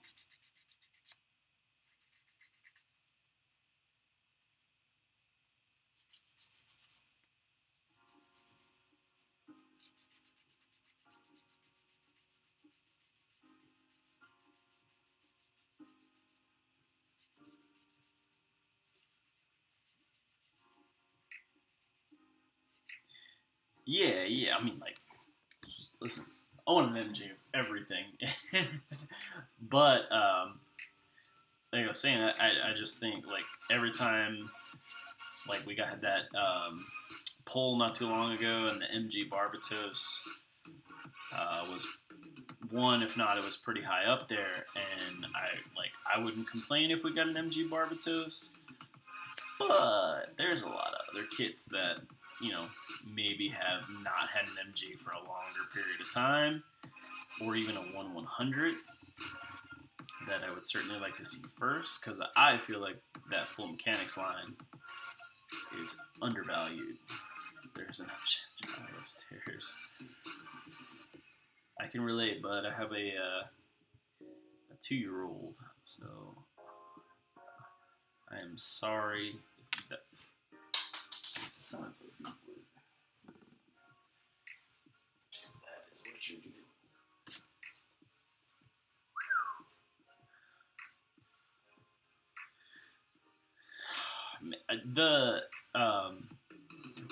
Backwards is probably the Double Gundams are like the most perplexing non-MG kits ever, because the Dynamis and the why can't I think of his name right now? Not the Cerebi, the the first form of the Cerebi, whatever the hell his name is. Like the base of the kit would all be the same as the 00. You know what I mean? Like and like whatever the underneath the big one is, you know, that Virtue. Yes, thank you. Sorry. The underneath part of the Virtue, it looks almost identical to an Exia, rather. So, I mean, it's the same kit. You just have to put armor on the outside. So there you go. Let's knock that one out. The Dynamis, same frame. And the Curios, like, I mean, they've made so many damn transforming kits. The Nodle, yes. Thank you. They've made so many damn transforming kits. Like the Delta Plus. Like, we have a Delta Plus, but we don't have a Curios. Come on, man. What are you doing, Bandai? Right. Yeah, and I mean, like, even the second season was pretty much the same.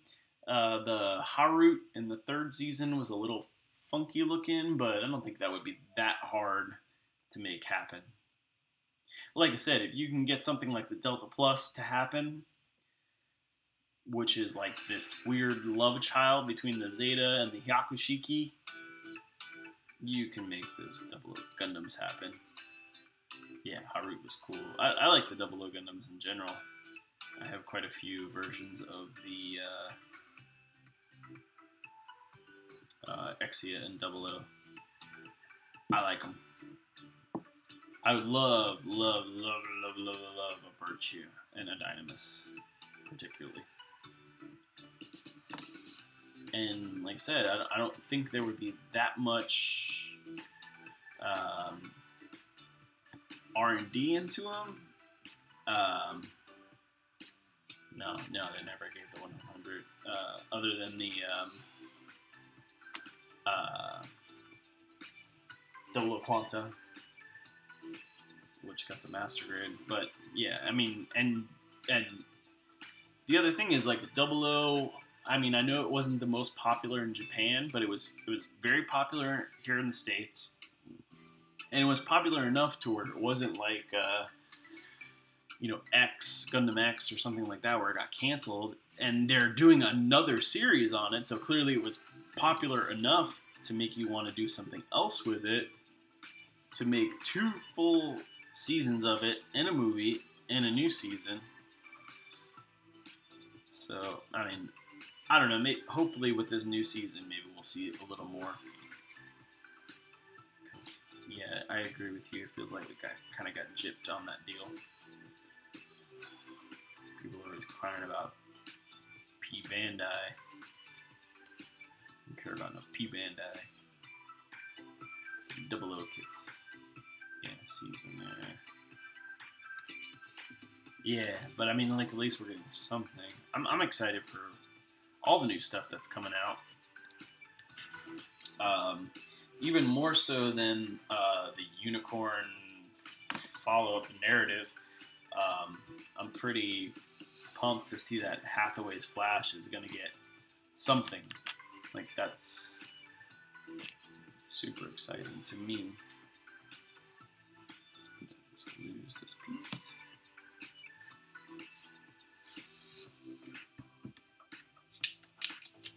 Oh, there it is.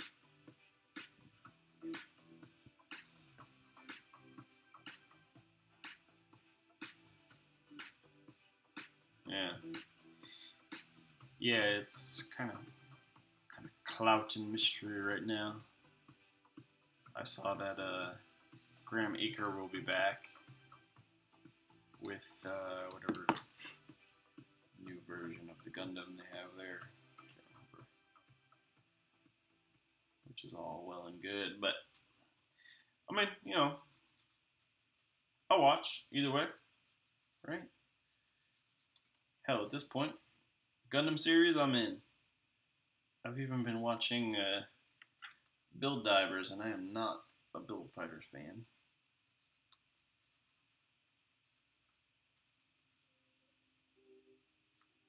Yeah, Thunderbolt, freaking Crossbone for how long? So many people want that damn series. You think Sunrise Bandai would just pump it out already, but I mean, every time people talk about UC, why doesn't Crossbone have a series?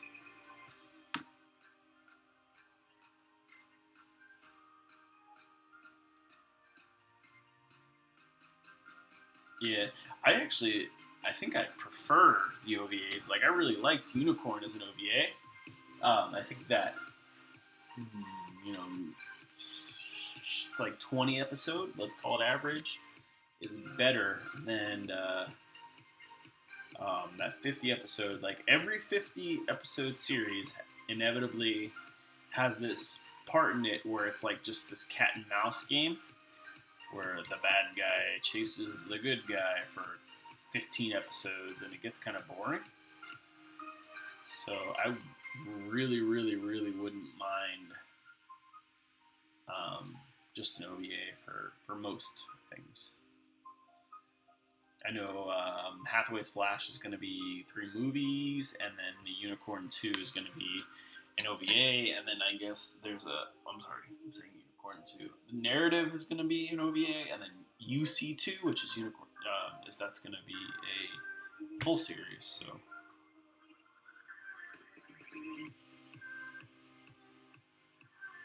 Yeah.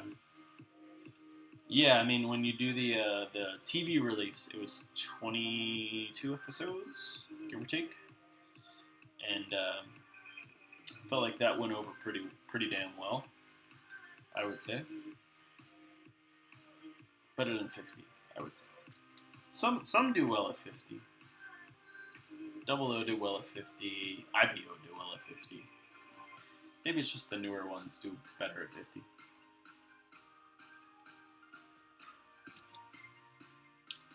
By the way, we got one arm.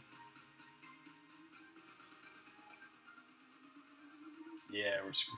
I feel like the IPO. I loved IPO, but man, they kind of screwed the pooch there at the end. I think they I don't know what the hell they were doing in that second season. I think the first season was much better. I think that whole part with the land forces of Tekkanen, like, that could have been better served towards the ending and, like, completing the story. But I think a season 3 would be really cool, or like a movie at least, just to follow up with where everybody went. Yeah, pacing and story definitely got screwed.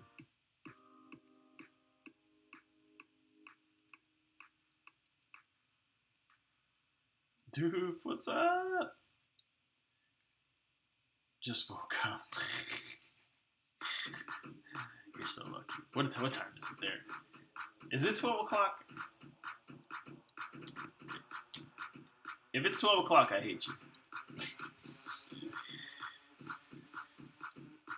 It's alright, man. I just got the one arm to 12:58. I hate you, Alex. Alex, it's been, how old am I? I am 30 years old. It's probably been at least 8 years since I've woken up at 1 o'clock. At least. I want to do it so bad. I'm so envious.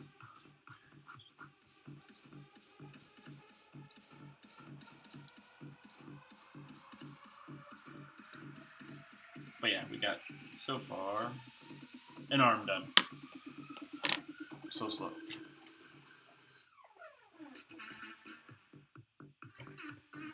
And we're listening to crappy house music. Right. That's exactly. If I'm sleeping till 12 or 1, there's a damn problem.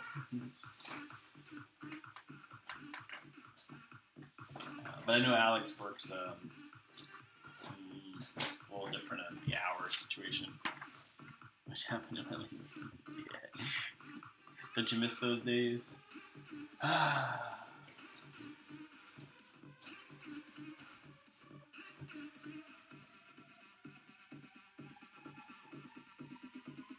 this music is...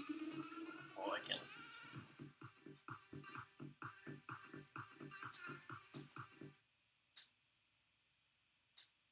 Let's see what's on.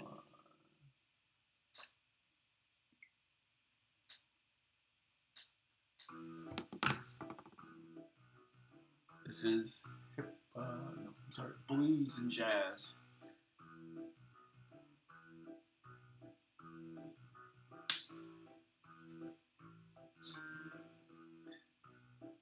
Yeah, I knew Alex worked some different hours.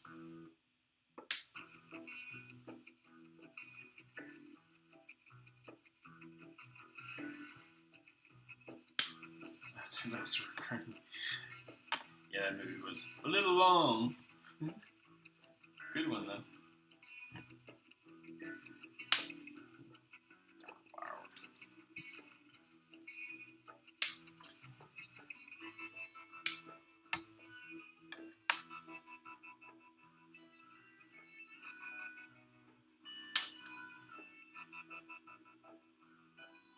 In the middle of our return.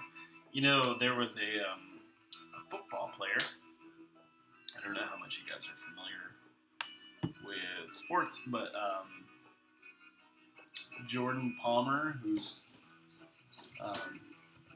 he doesn't play anymore. Anyway, he developed an app. I don't know if it's still around, where it used to tell you like the best time to pee during a movie. I can't remember for the life of me what the hell the app was called. I need to look it up.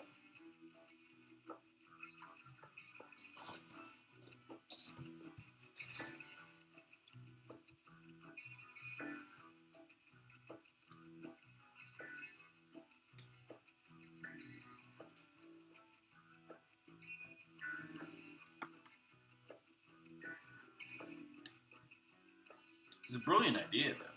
Yeah, obviously. What time to pee in a movie is pretty damn important information. I haven't been to a movie. Last movie I went to was Star Wars Last Jedi. I wanted to see Black Panther very badly, but being a dad, I don't get too many movie opportunities or just like free night opportunities, and when you get a free night, movies just aren't on the priority list.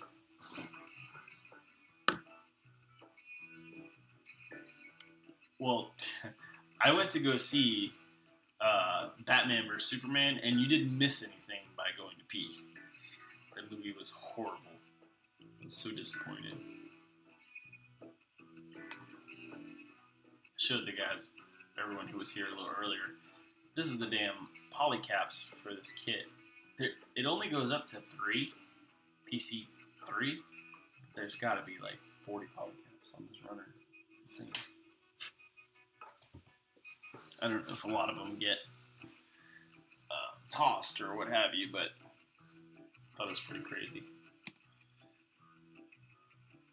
You missed the booby scene in Tactics. Alex, I think we're the same age, and I can understand how important that movie scene is to personal growth and development, and I'm sorry.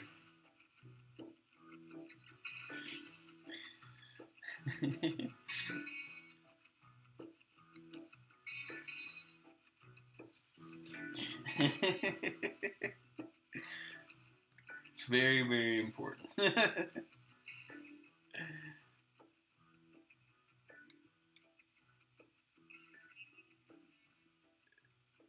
Right? Yeah.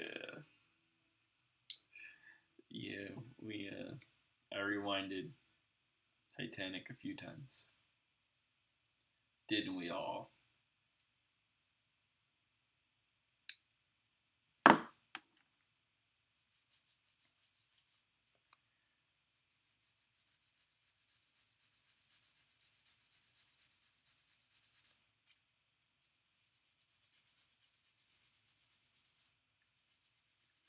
Damn, it was 2 tapes, man. That thing was huge.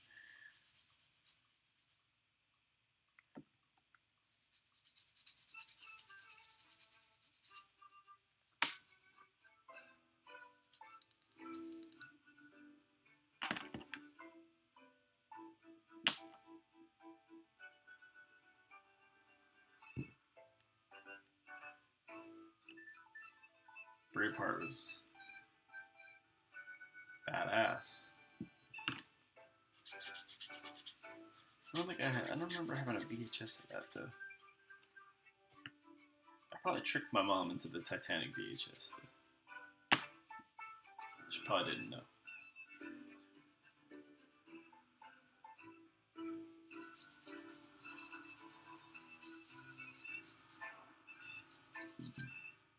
Yeah, Titanic was huge, man.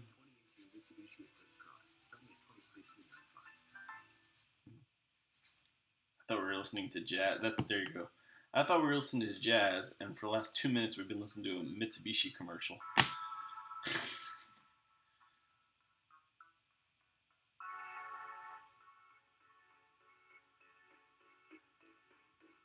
That is a pretty crazy stat, especially when you consider the movie, like viewing statistics of Titanic.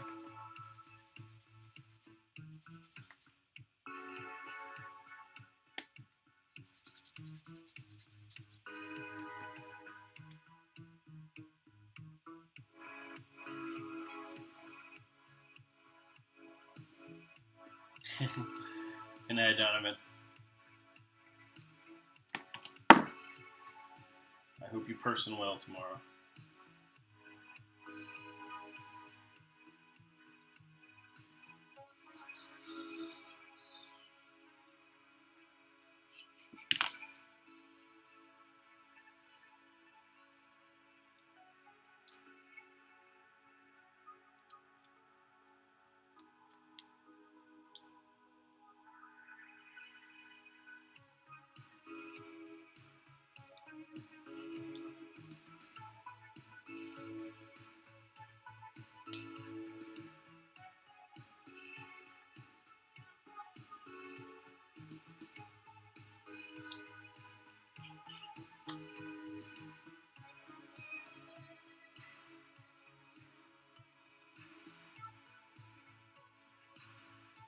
Alex, how was your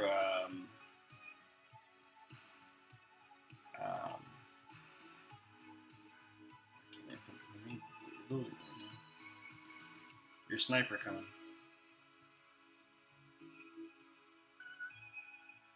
Sorry, couldn't think of it for a minute. I really liked the last whip video you did. That was hilarious. Very relatable.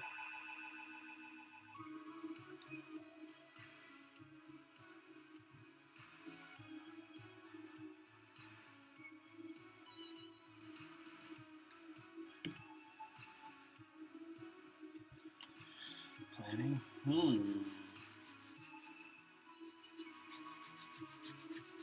Still in the modification stage or planning paint colors?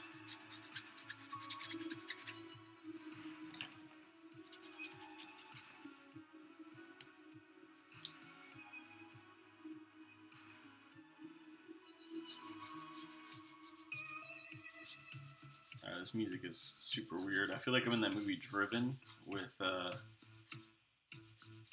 Ryan Gosling.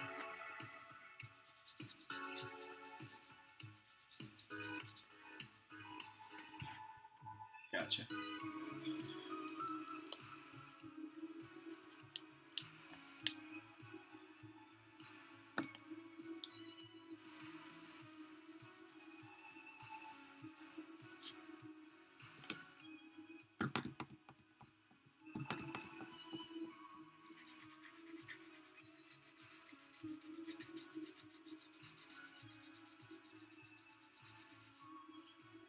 Custom local tie, that'd be cool. Anything custom is cool. I know, I think I was talking to you, you have to just paint outside, right? Like you have no way to airbrush games all weekend.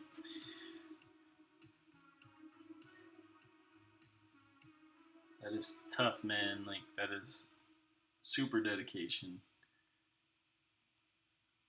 Hey, Craig, what's going on, man?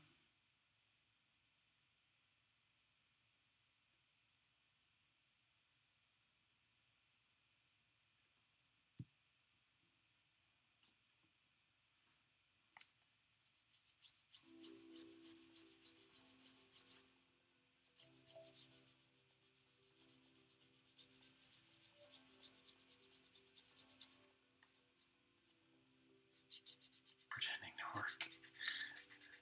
That is very relatable, man. I was just telling, I told these guys earlier, like most of your guys' videos I watch while I'm at work. It's important to me to make sure I see everything and, you know, just support when I can, put a view in. But a lot of times I'm at work. I miss some important features.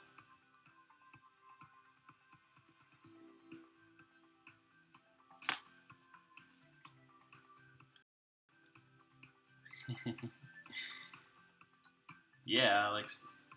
Well, that every time I watch one of your streams, it's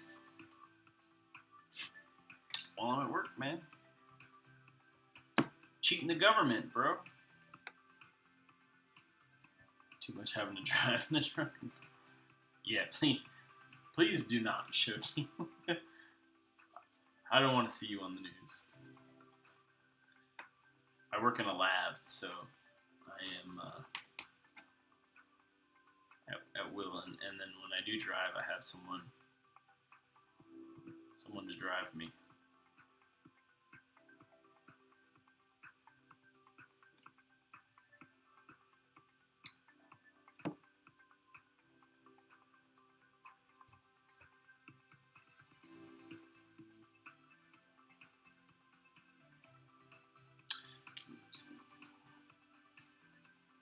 Losing pieces now.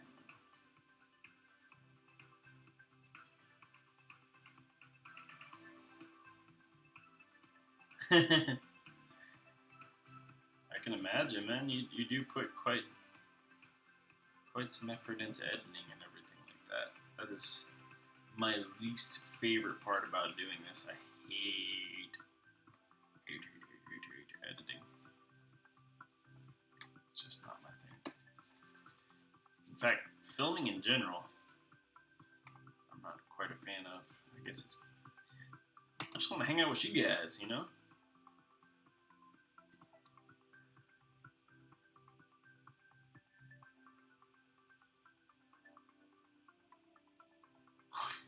That's great. That is insane.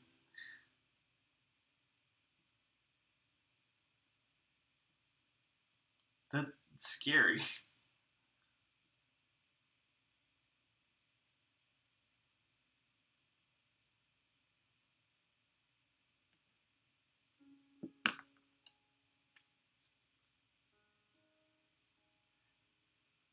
This kid, I'm bogged down in GBWC.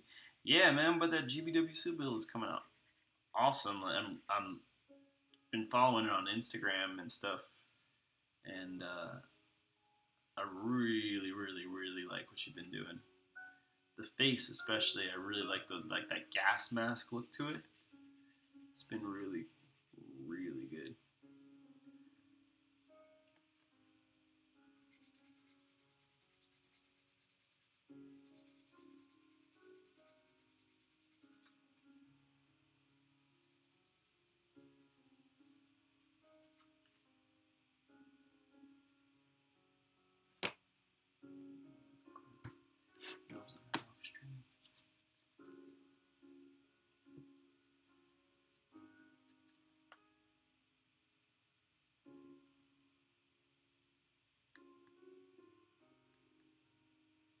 Hey, Shoki. He's got a YouTube channel, but it's also I think I'm sure he's posted on the GBA, and his Instagram as well is where I see most of Craig's stuff. But he's been customizing a goof for GBWC in Australia, and it is super sick.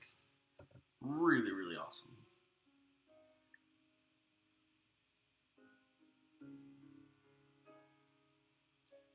And great builder and just super cool guy.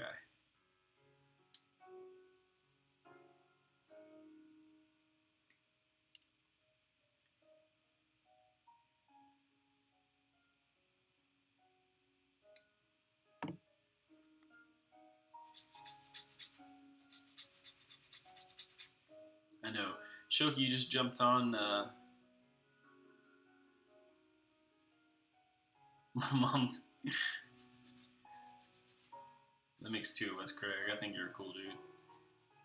I know Shoki just joined the GBA. I saw your couple of posts the other day. Very, very cool place, man. Like, if you poke around there, some really, really talented builders and just cool people overall. Like Craig, True.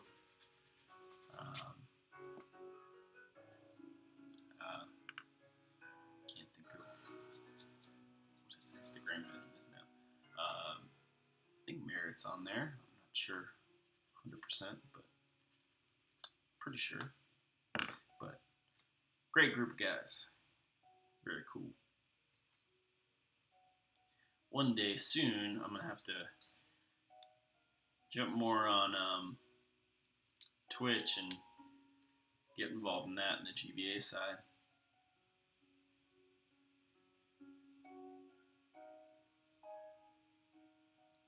Twitch streaming, because I do enjoy streaming, hanging out with you guys.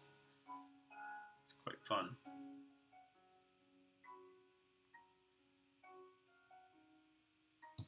All right, got another shoulder here.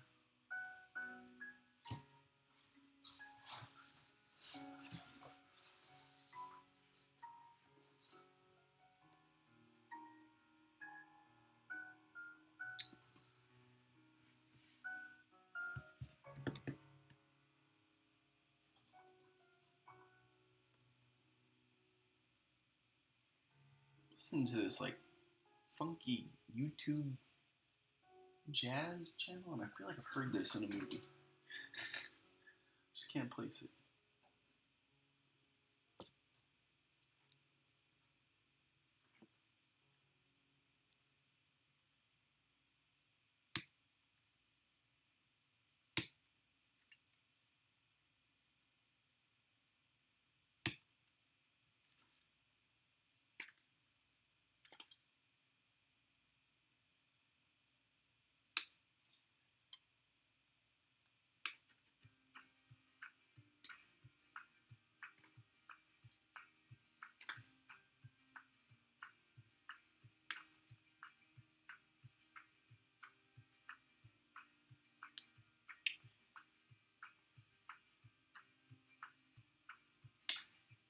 Yeah, Goof Custom is a badass kit. I feel like some of these older kits just don't get enough love, man, because some of them are really, really cool.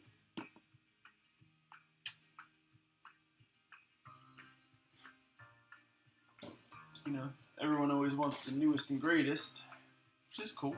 I understand, but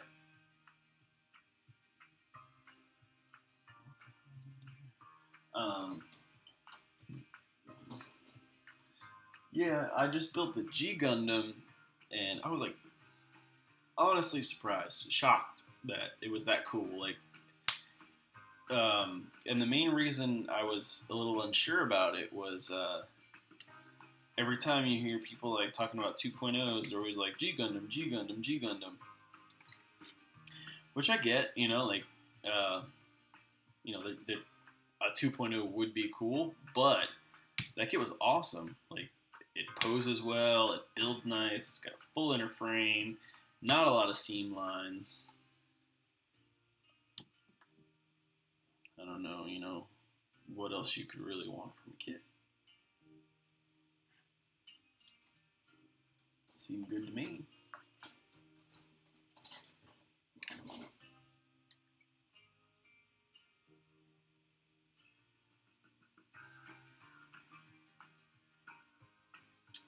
Yeah, I desperately want a Dom. I would buy the older version, but a new version would be really awesome. That one's super shocking, especially since we have so many versions of the Zaku and stuff. Like, how the hell do we not have a new Dom?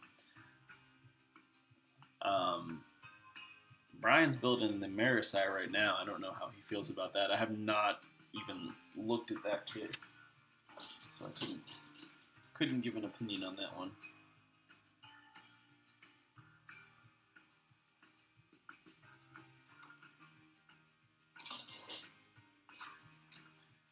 But yeah.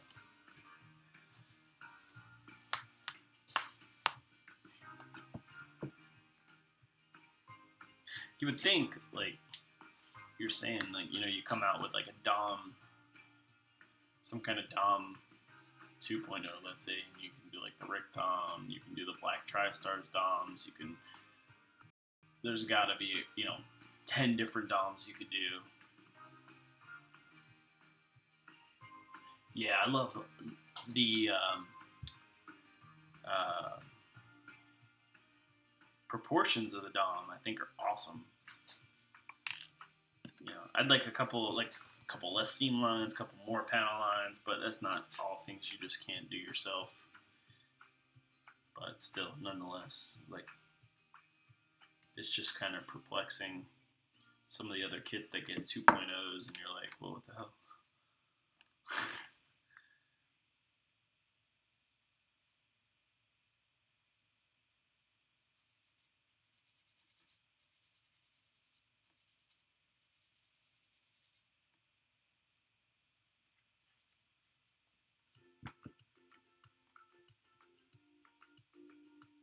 So I switched, like I think I've said about 10 times now. We're on jazz music.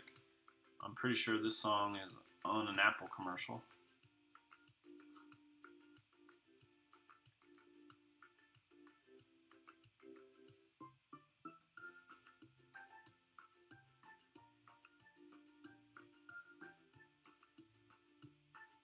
Yeah, you're right, Shoki. That's exactly right. I mean, it sucked. I mean, luckily, I would say, I mean, I haven't been in the hobby that long, but this last year seems like we've gotten a good amount of master grades. So I'm hoping that's like a trend and not an exception, because I know the year before we didn't get a whole lot.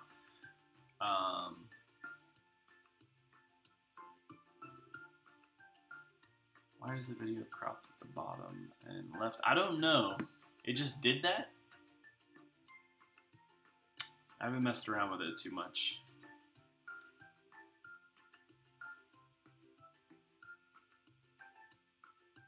I was thinking that too, and I was trying to drag it. Let me see. I'm in OBS right now. Oh, wait.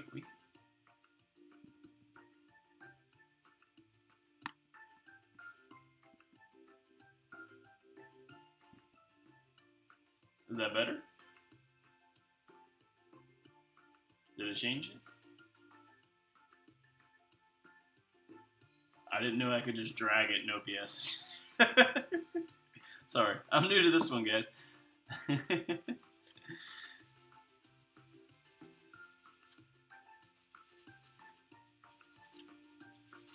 I did not consult with my my technical consultant, Alex, before I did this stream.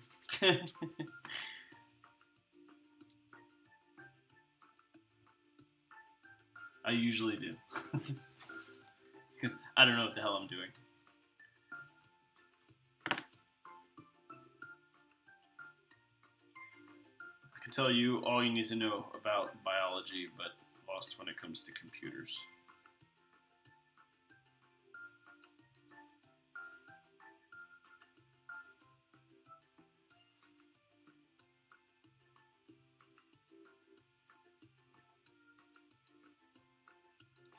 Yeah, I had a little trouble. I know this is gonna sound like the dumbest. Like this is probably idiotic. I had a little trouble copying and pasting the key. I don't know what the hell it was. I feel like it was a Mac problem. It just wouldn't do it. But other than that, it's actually been quite easy. I've only used Google Hangouts in the past because I've done like a multi-stream type of situation, or I thought I might.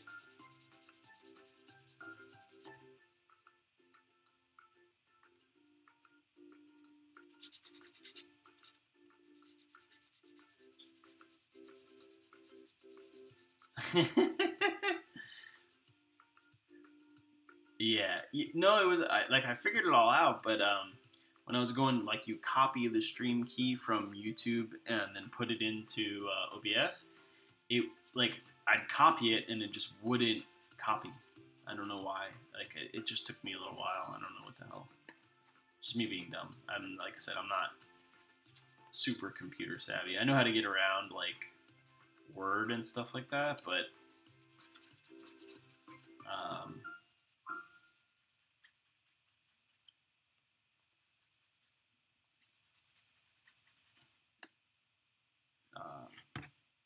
stuff like this, I'm very, very new at. And like I said, like editing software, even iMovie is like perplexing me. I just don't feel like I'm very good at it. I'm sure practice will make better, but I have some help going on right now with like a logo design, which I'm super pumped about, but overall, I don't know what the hell I'm doing.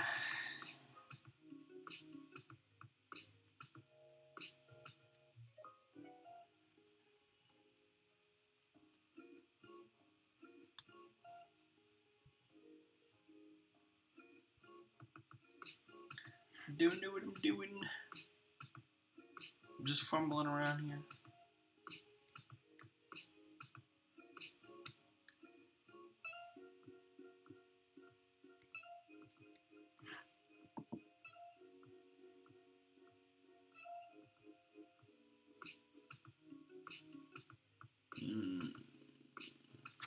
Possibly.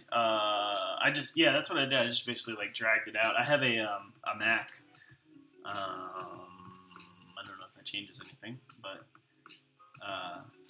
yeah, like when I clicked on it, it was in the part where I was setting the resolution, and that it just popped out to that. So I just assumed like, oh, it was gonna take that 720 and make it the full screen. I didn't realize that's what you guys were seeing until just now.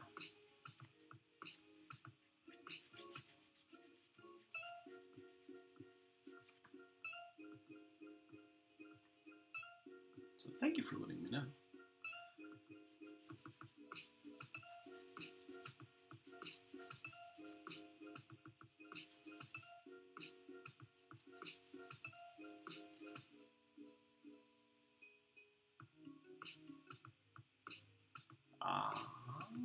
Like this deal. Actually, I have like a wire hanging out here. Hold on. There you go. That's a little better.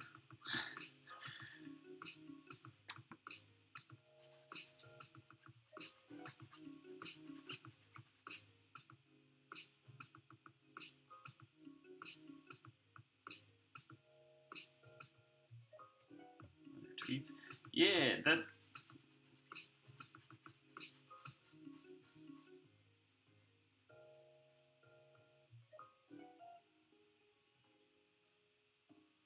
Oh, no, I have.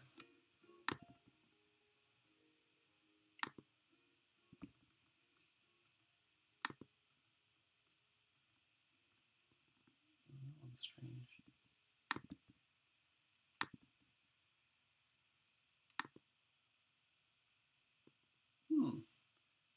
I don't know why, Alex, but that one I can't adjust. It adjusts the whole screen. I don't know. I'll have to mess with that one. Are you trying to say I don't look like a movie?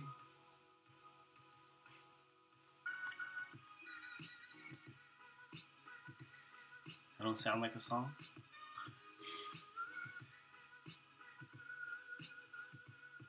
That was probably a reference that won't go over very well.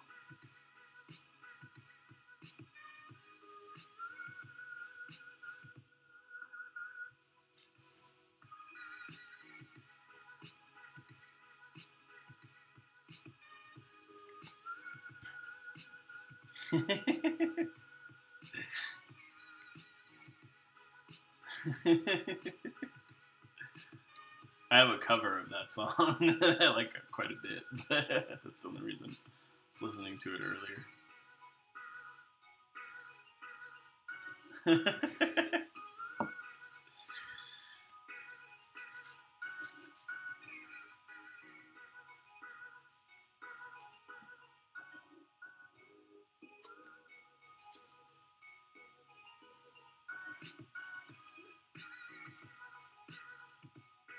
Rocket stuff.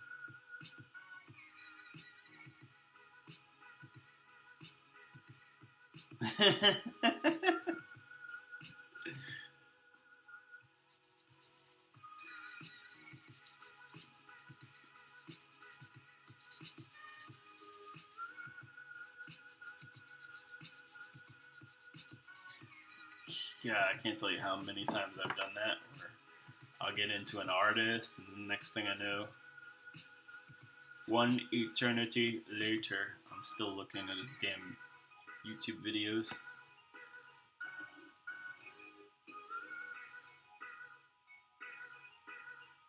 Or their music group videos.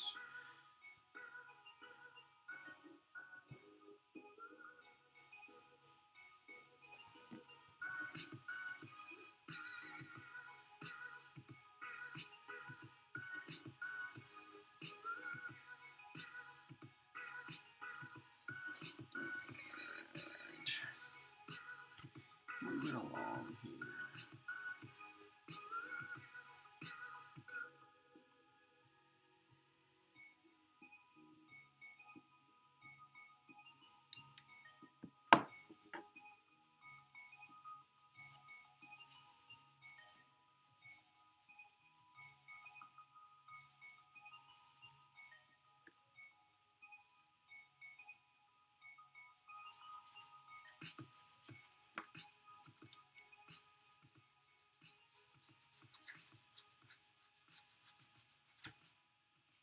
I got it's probably not close to your guys' genre of music, but I got sucked into like a singer-songwriter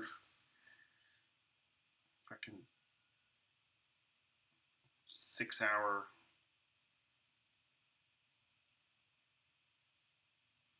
thing the other day. What the hell? I did not cut those out. Dopey. E-runner.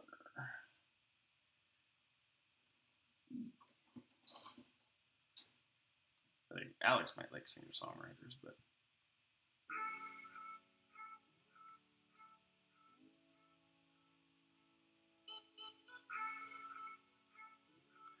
Old enough? No, no. Yep, man. I feel like that should be a question on a job interview. Have you or have you ever thought about snorting condoms or eating Tide Pods?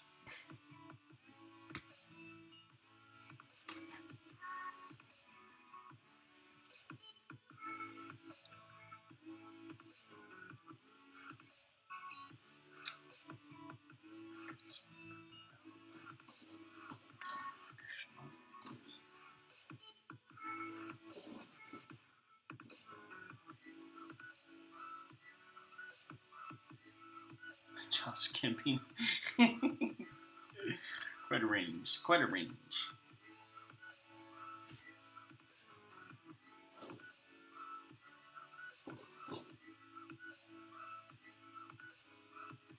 I did cut that out. Where the fuck? Oh. You hide.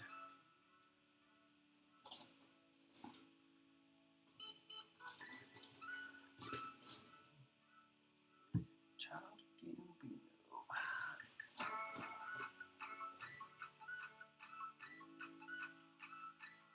What am I doing? What am I doing here? Everything's been cut out.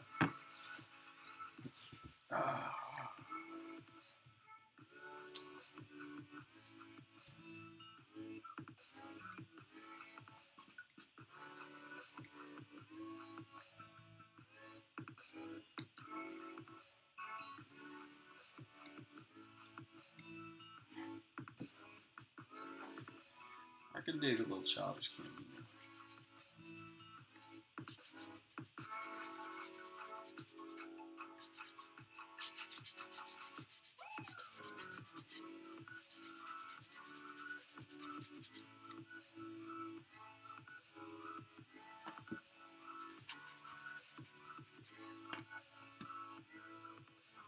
I like live music, like live acoustic music,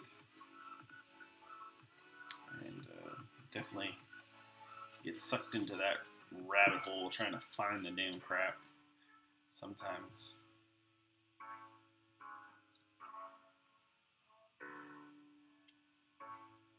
You're looking for like live albums and stuff.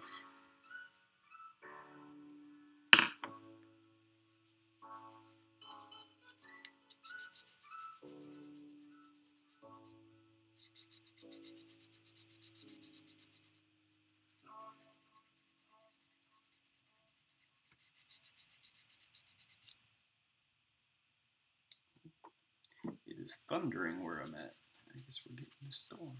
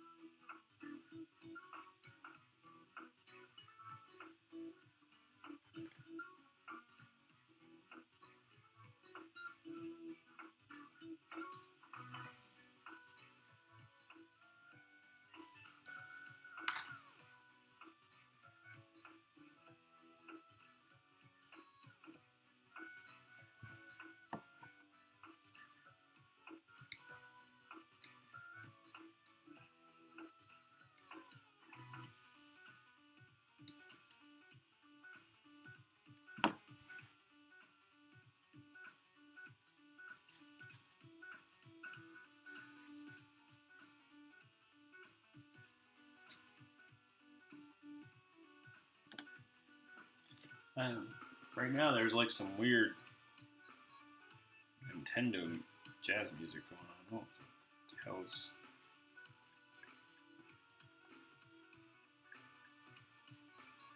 even going on my TV right now? It's not something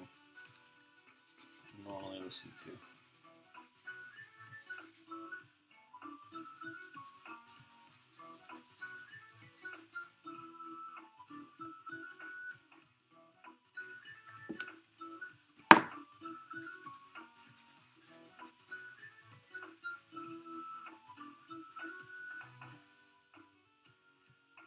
All right, Brian. I will see you in a couple of days, bud. Take it easy.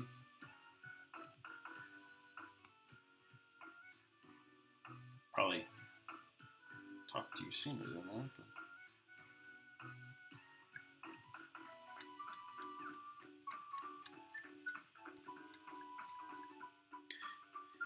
But... So I've been going back and forth on this for a couple of days now. I ordered the Astray Turn Red. That's what it's called. Today it's like that kind of P-Bandai, kind of not kit. Have any of you guys built any of the Master Grade Astray kits? I'm just trying to get a feel if it's a good kit or not. I've heard that it has a problem holding those tactical arm things, the original kit. I did the blue frames, second row rise. Okay. That's like the, that one has the tactical arms as well, right?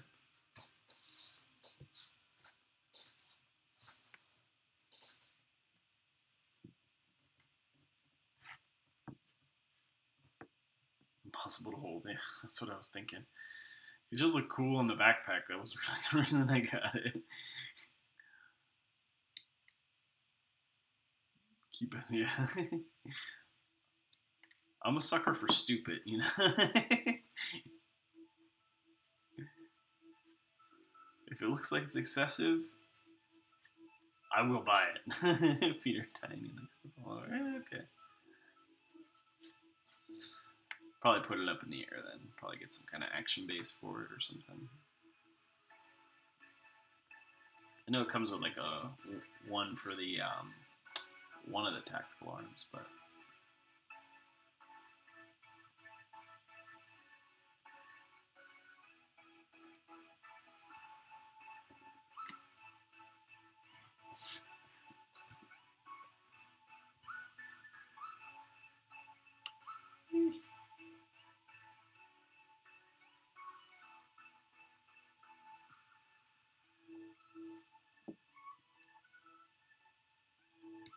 the backpack was just calling to me. I couldn't resist any longer.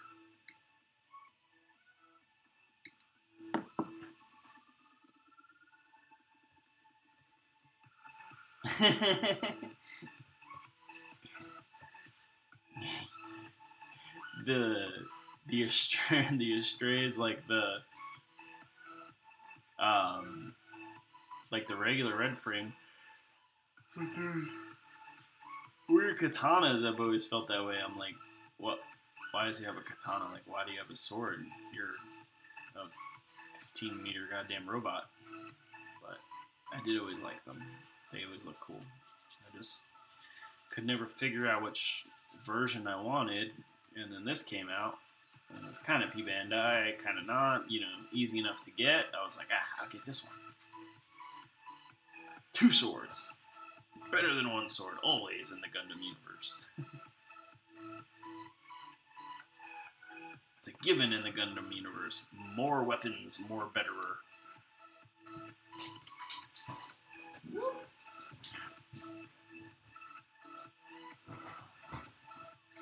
That one flew out my hands.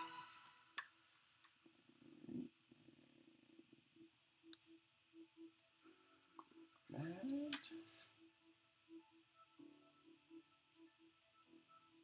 3 times fast. Yeah.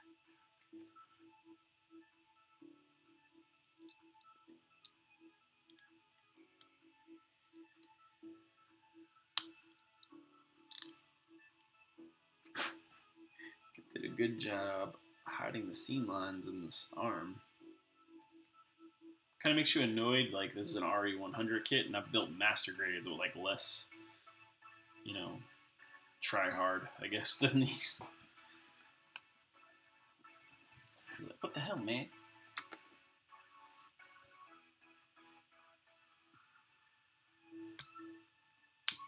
Oh, shit.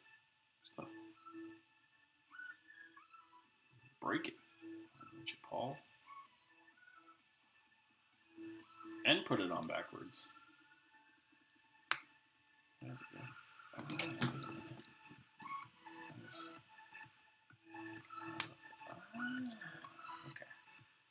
For anyone who hasn't built one of these, snap the bicep in hard.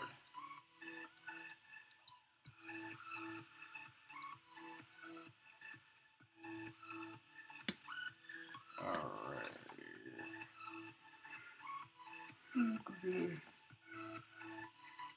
Move these hands. Call it the Turn Red Comet.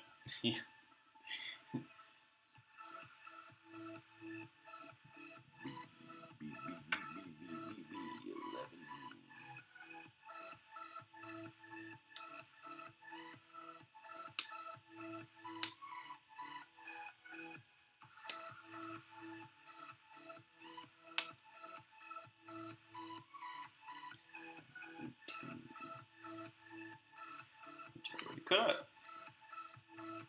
Yeah. He will.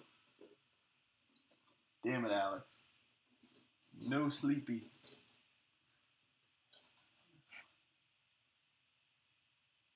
Oh, we're moving on, guys, to Funk City. Super pumped for that Funk City. Extra pumped for Funk City.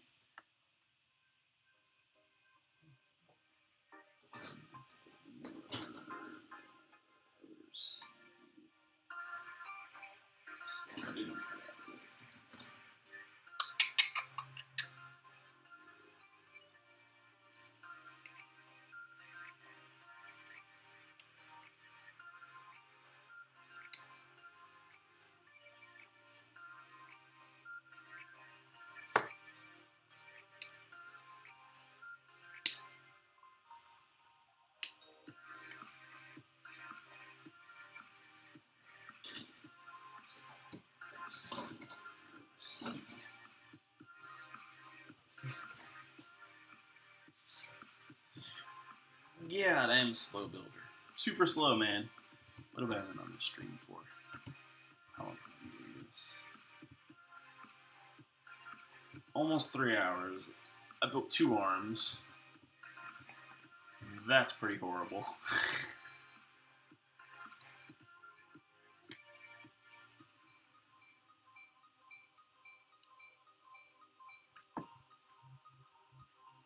I guess if I wasn't sanding, I'd probably be a little quicker. I am meticulous, yeah. That I can say. I hate nub marks. Yeah, Shoki, if you were local to me and you wanted to review one of my kits, you wouldn't get any nub marks.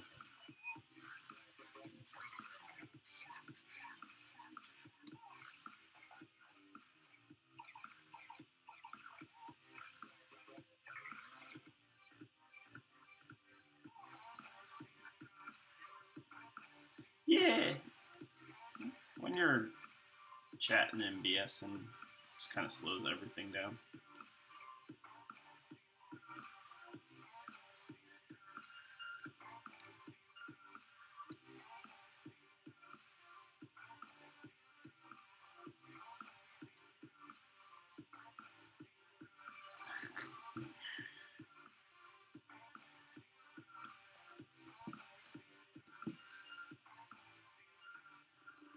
I don't panel line though until after I paint, so like a lot of times I'll snap build a kit and then it'll just stay like that. No nub marks until I'm done, you know, or when I get around to painting it like this one.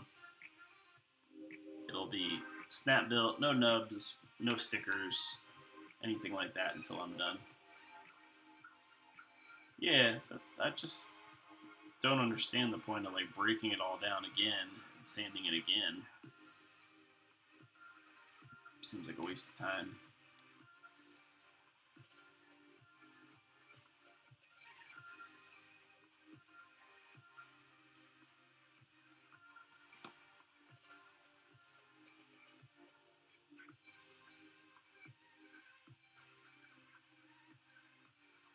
Yeah.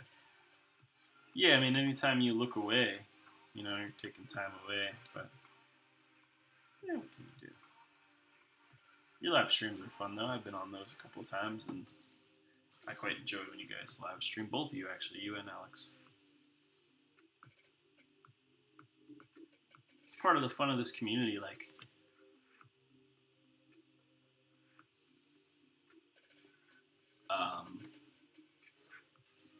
you know, we obviously all can't be in one place at one time, so it's cool to just, you know, BS with each other on live streams, I guess. That's kind of the equivalent. Do it as I go. Yeah. Alright. Well, I'm glad I'm not the only one. That's 3 now.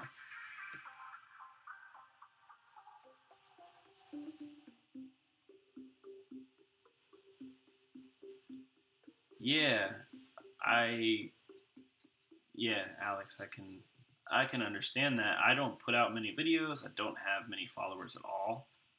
And something I'm always conscious of. That's something um, like I'm sure maybe Shoki could touch on, or I've always wondered that about like Zach and stuff like that too.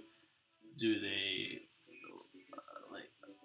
like especially Zach, like he's just popping out kits left and right. Does it ever just feel like work? Do you ever get like bummed out, or you're like, I just don't want to build tonight?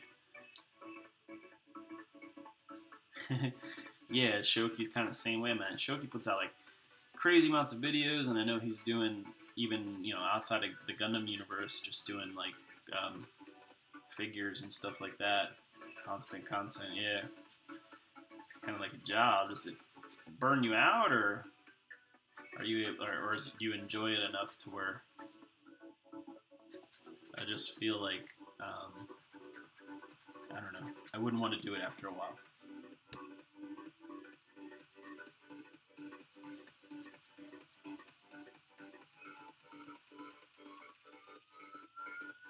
Okay. Yeah, I could see that, I guess. Like, you do a lot of other stuff. I guess you're just kind of ticking out of the box and reviewing.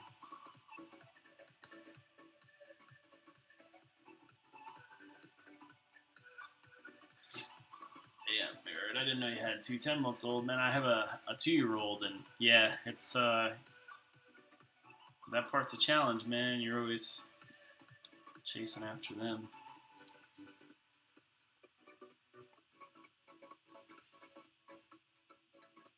That's cool. Yeah, like that. I mean, honestly, right now, I snapped the G Gundam. I'm snapping this. I'll probably snap another kit, 2, maybe even 3, before I even mess with anything. Like I was trying so hard to get the Jesta done for a timeline. I'm just not good at timelines at this point in my life for builds. It's just not gonna work out for me. So I'm not competing very much. It's just really hard for me to commit to something like that. My schedule is like really odd, where I might have the next month completely free, and then then nothing. Like then I might not be able to do anything for 2 or 3 months.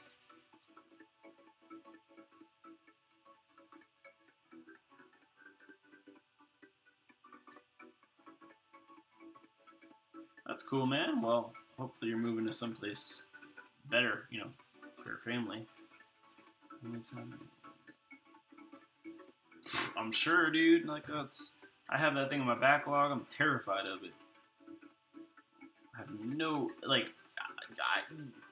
the fact that he primed and painted those fuel tanks with a 0.3 millimeter airbrush. I'm gonna slap that kid around for that. The hell were you thinking?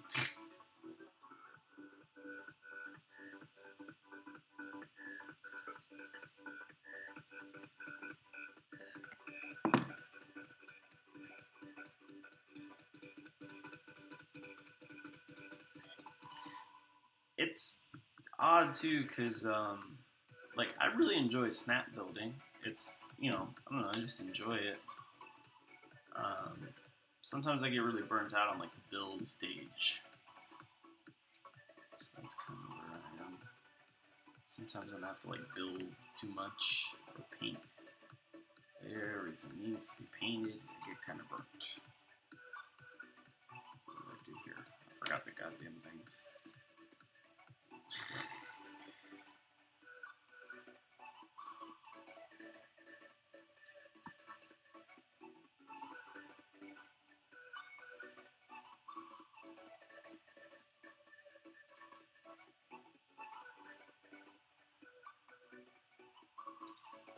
Yeah, that's tough, man.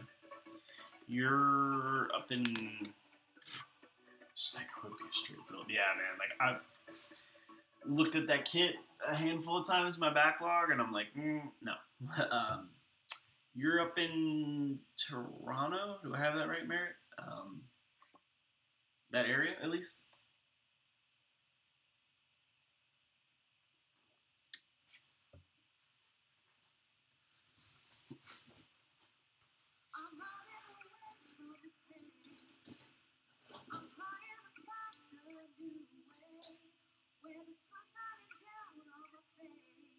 Oh man, that sucks.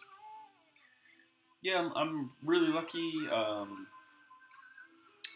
own a house. Been very, very fortunate, and just kind of worked out that way.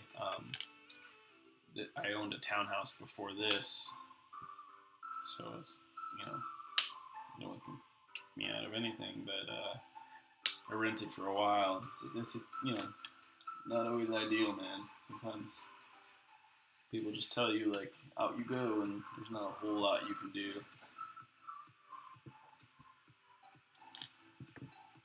It's unfortunate. Forgot a whole piece of the damn armor.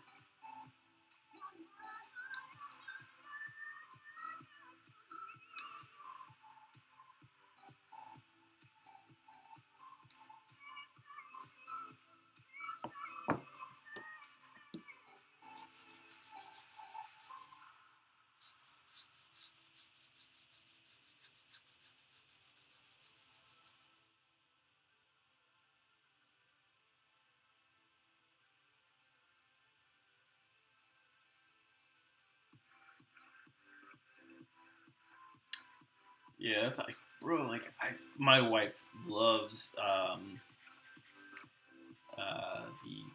the HGTV channel, and like a lot of that is in Canada, and you got some like crazy amounts for houses. They're like, oh yeah, we're 25 and we both work at home. We have $1 million budget. I'm like, what?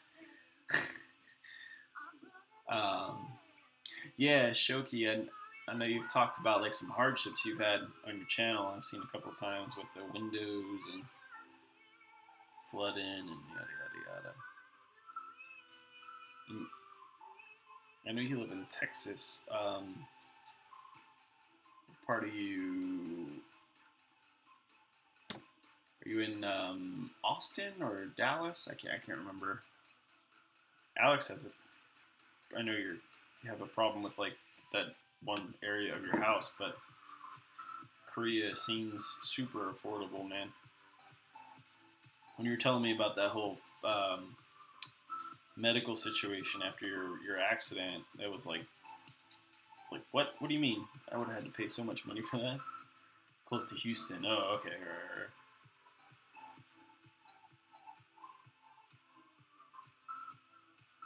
I'm in South Florida, so real estate is relatively expensive. I am maybe 5 to 10 minutes from the beach. You can't walk, but we were actually there this morning. Took my little guy.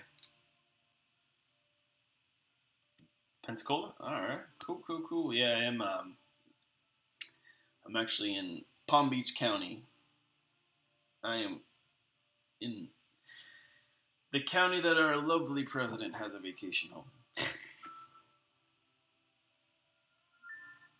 Yes, I am very. The last hurricanes that came through, I can't remember the damn name of it. We actually left and went to North Carolina because it was looking like it was going to hit my house directly, and luckily it just kind of veered off. But yeah, I've been here. I was born originally in New York, in Brooklyn, and I lived there till I was about 8, and then moved here. So I've been around hurricanes quite a while. No fun. Yeah, last 4 were shit. Mary, that was quite a move, dude. Like from Florida to Toronto. How'd that work out? Like just family or?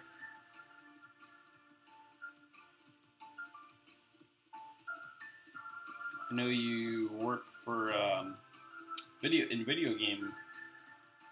I don't want to say that wrong, but design, which is super awesome, by the way. Loving Far Cry. Tell your guys they did an awesome job, and you did an awesome job as well.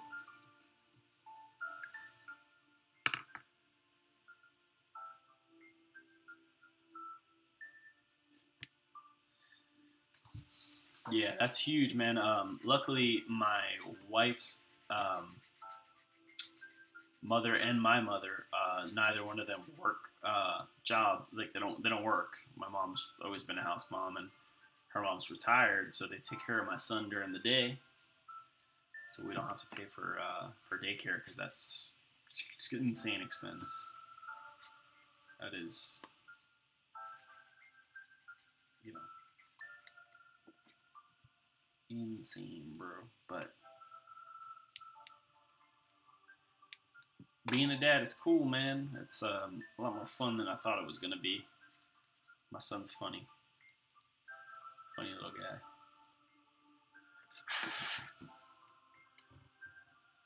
Get to nerd out with them. They think whatever you think is cool, so. Florida, Houston, Hawaii, and Montana from Kenya.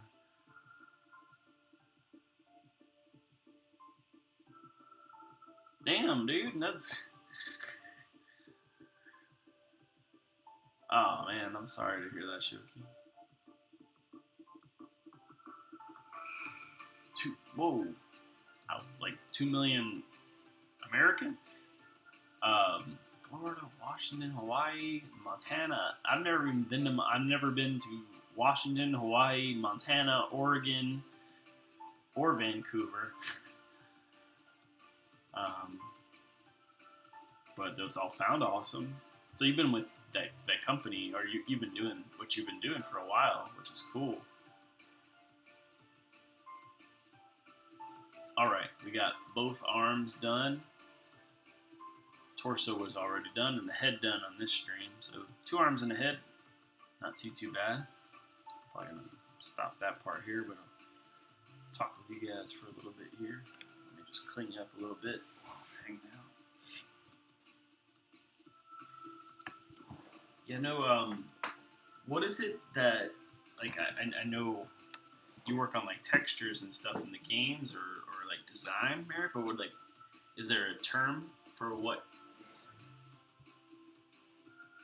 you actually do? I wouldn't know it.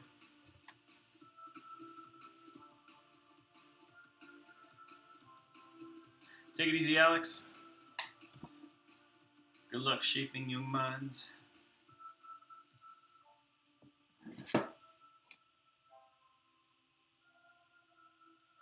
Yeah, 3D modeling. Okay. I didn't want to call it the wrong thing. Yeah, Shoki just did Far Cry 5. I saw some of been firsthand seeing some of that work, and it's been really, really awesome. Very cool.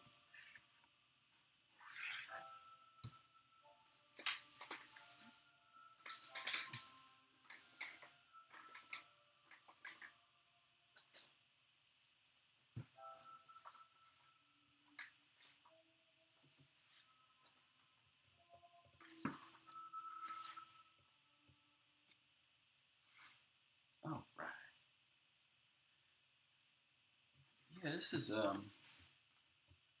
super unique kit. Like, you know, built.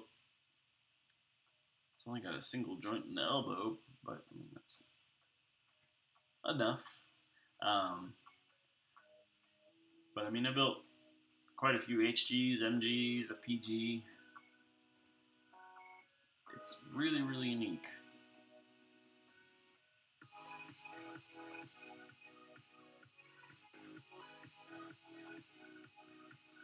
Yeah.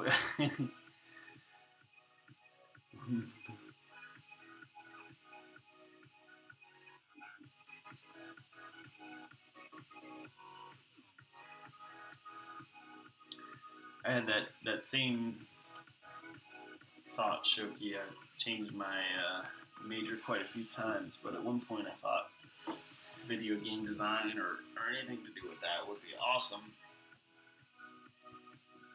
I wish I would have listened to myself.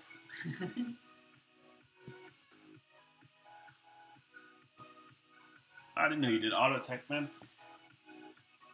I have, I don't know if you can see actually my shirt. I've been into cars basically my whole life. I'm always working on something with that. I've been kind of quiet the last year or so, actually, since I've been into Gumpla.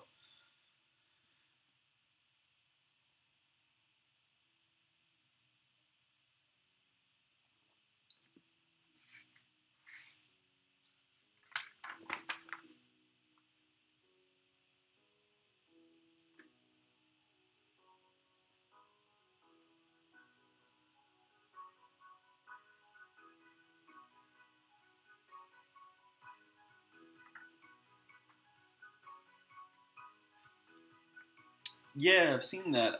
I know we talked about it before. I had an SRT4. It was actually like my first new car that I bought.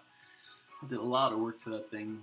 I bought it new, and I had it for 4 or 5 years, and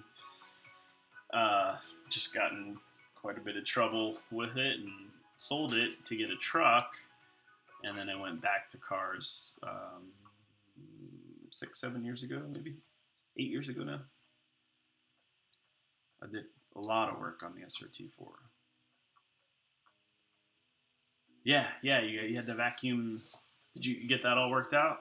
I know you were the guy before you had done some interesting work on your vacuum lines. um, yeah, that was an awesome car. I do miss that thing.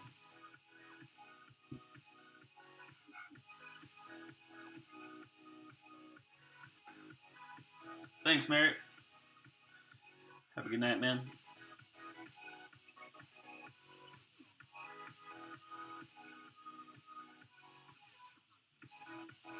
Oh, passenger axle. Yeah, those things. I had both sides crap out on me while I had that car. Just from doing stupid things mostly.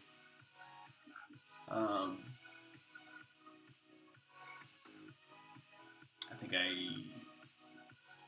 like completely snapped the driver's side, and then the CB joint just worn out on the passenger side. It was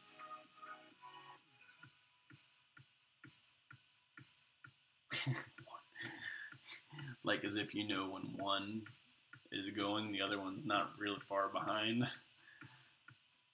Yeah, that car was so much fun, and I redid the most of the fuel system. The turbo was stock, but wastegate, intercooler piping, everything like that. The exhaust system, I remapped the whole thing and tuned it myself. A couple of little odd and ends. It made about 300 on pump. This was before everyone was doing E85 and everything like that. Crazy fun car. And then, like I said, just started getting in trouble with it and sold it. Unfortunately, I wish I wouldn't have. I had like 30,000 miles when I sold it after 4 or 5 years of owning it. So I wish I wouldn't have got rid of it, but what can you do?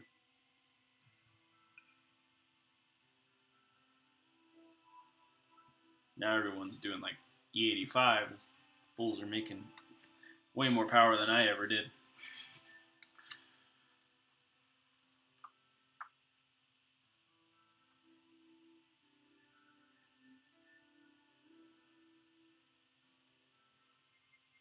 Yeah, I mean the motors on those things are super reliable. Trannies are super reliable.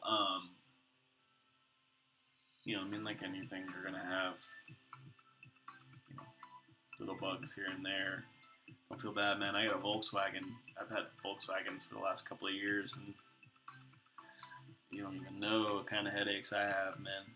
I have to replace basically my whole intake manifold because of some problems with my runners. It's a direct injection. I have to replace the seals on the fuel pump.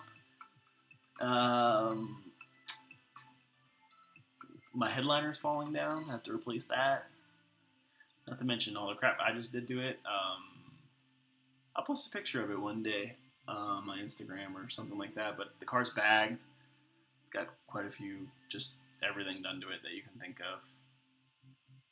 So it's been a project for a couple of years. But yeah. What can you do, man? All for the things you love. Yeah, it is bagged. I did it.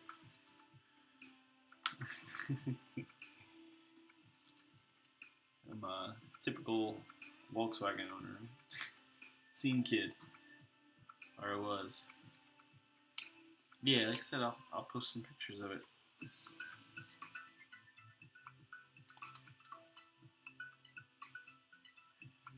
Yeah, mine will sit like the front subframe will hit the ground and the rear will just tuck up as much as it can. I have a couple sets of wheels.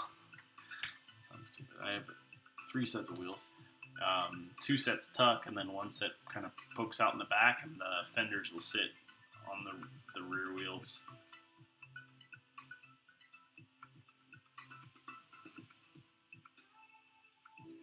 I don't know if I could do that. My very first car was a Pontiac Mera, which is a Fiero that Pontiac themselves put a Ferrari body kit on, and that thing sat crazy low. And the not only was it just low, but like the roof level was real low, and I could get under a semi with that thing. My car is lower, like from like bumper to ground, but I don't know. The top is a little more bubbly. Um, yeah, it's like if I lay it down, it's all the way on the ground. Like I said, I'll post a picture of it one day because I'm sure quite a few Gundam guys are into cars and stuff. I just love cars in general. Anything I can get my hands on and touch, I'm a fan of. But yeah, we'll chat about that sometime.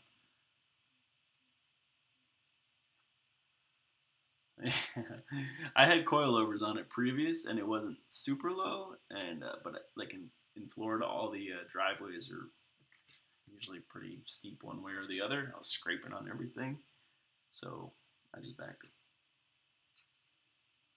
No, low static cars are horrible. Now I just see a driveway, press a button, and I'm up and out of the way. Park, press another button, I'm all the way on the ground. Makes life super easy.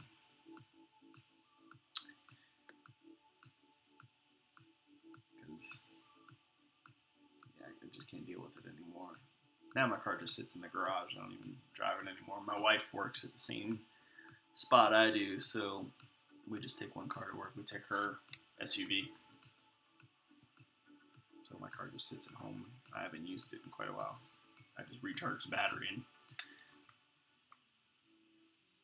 no, the fender gap is.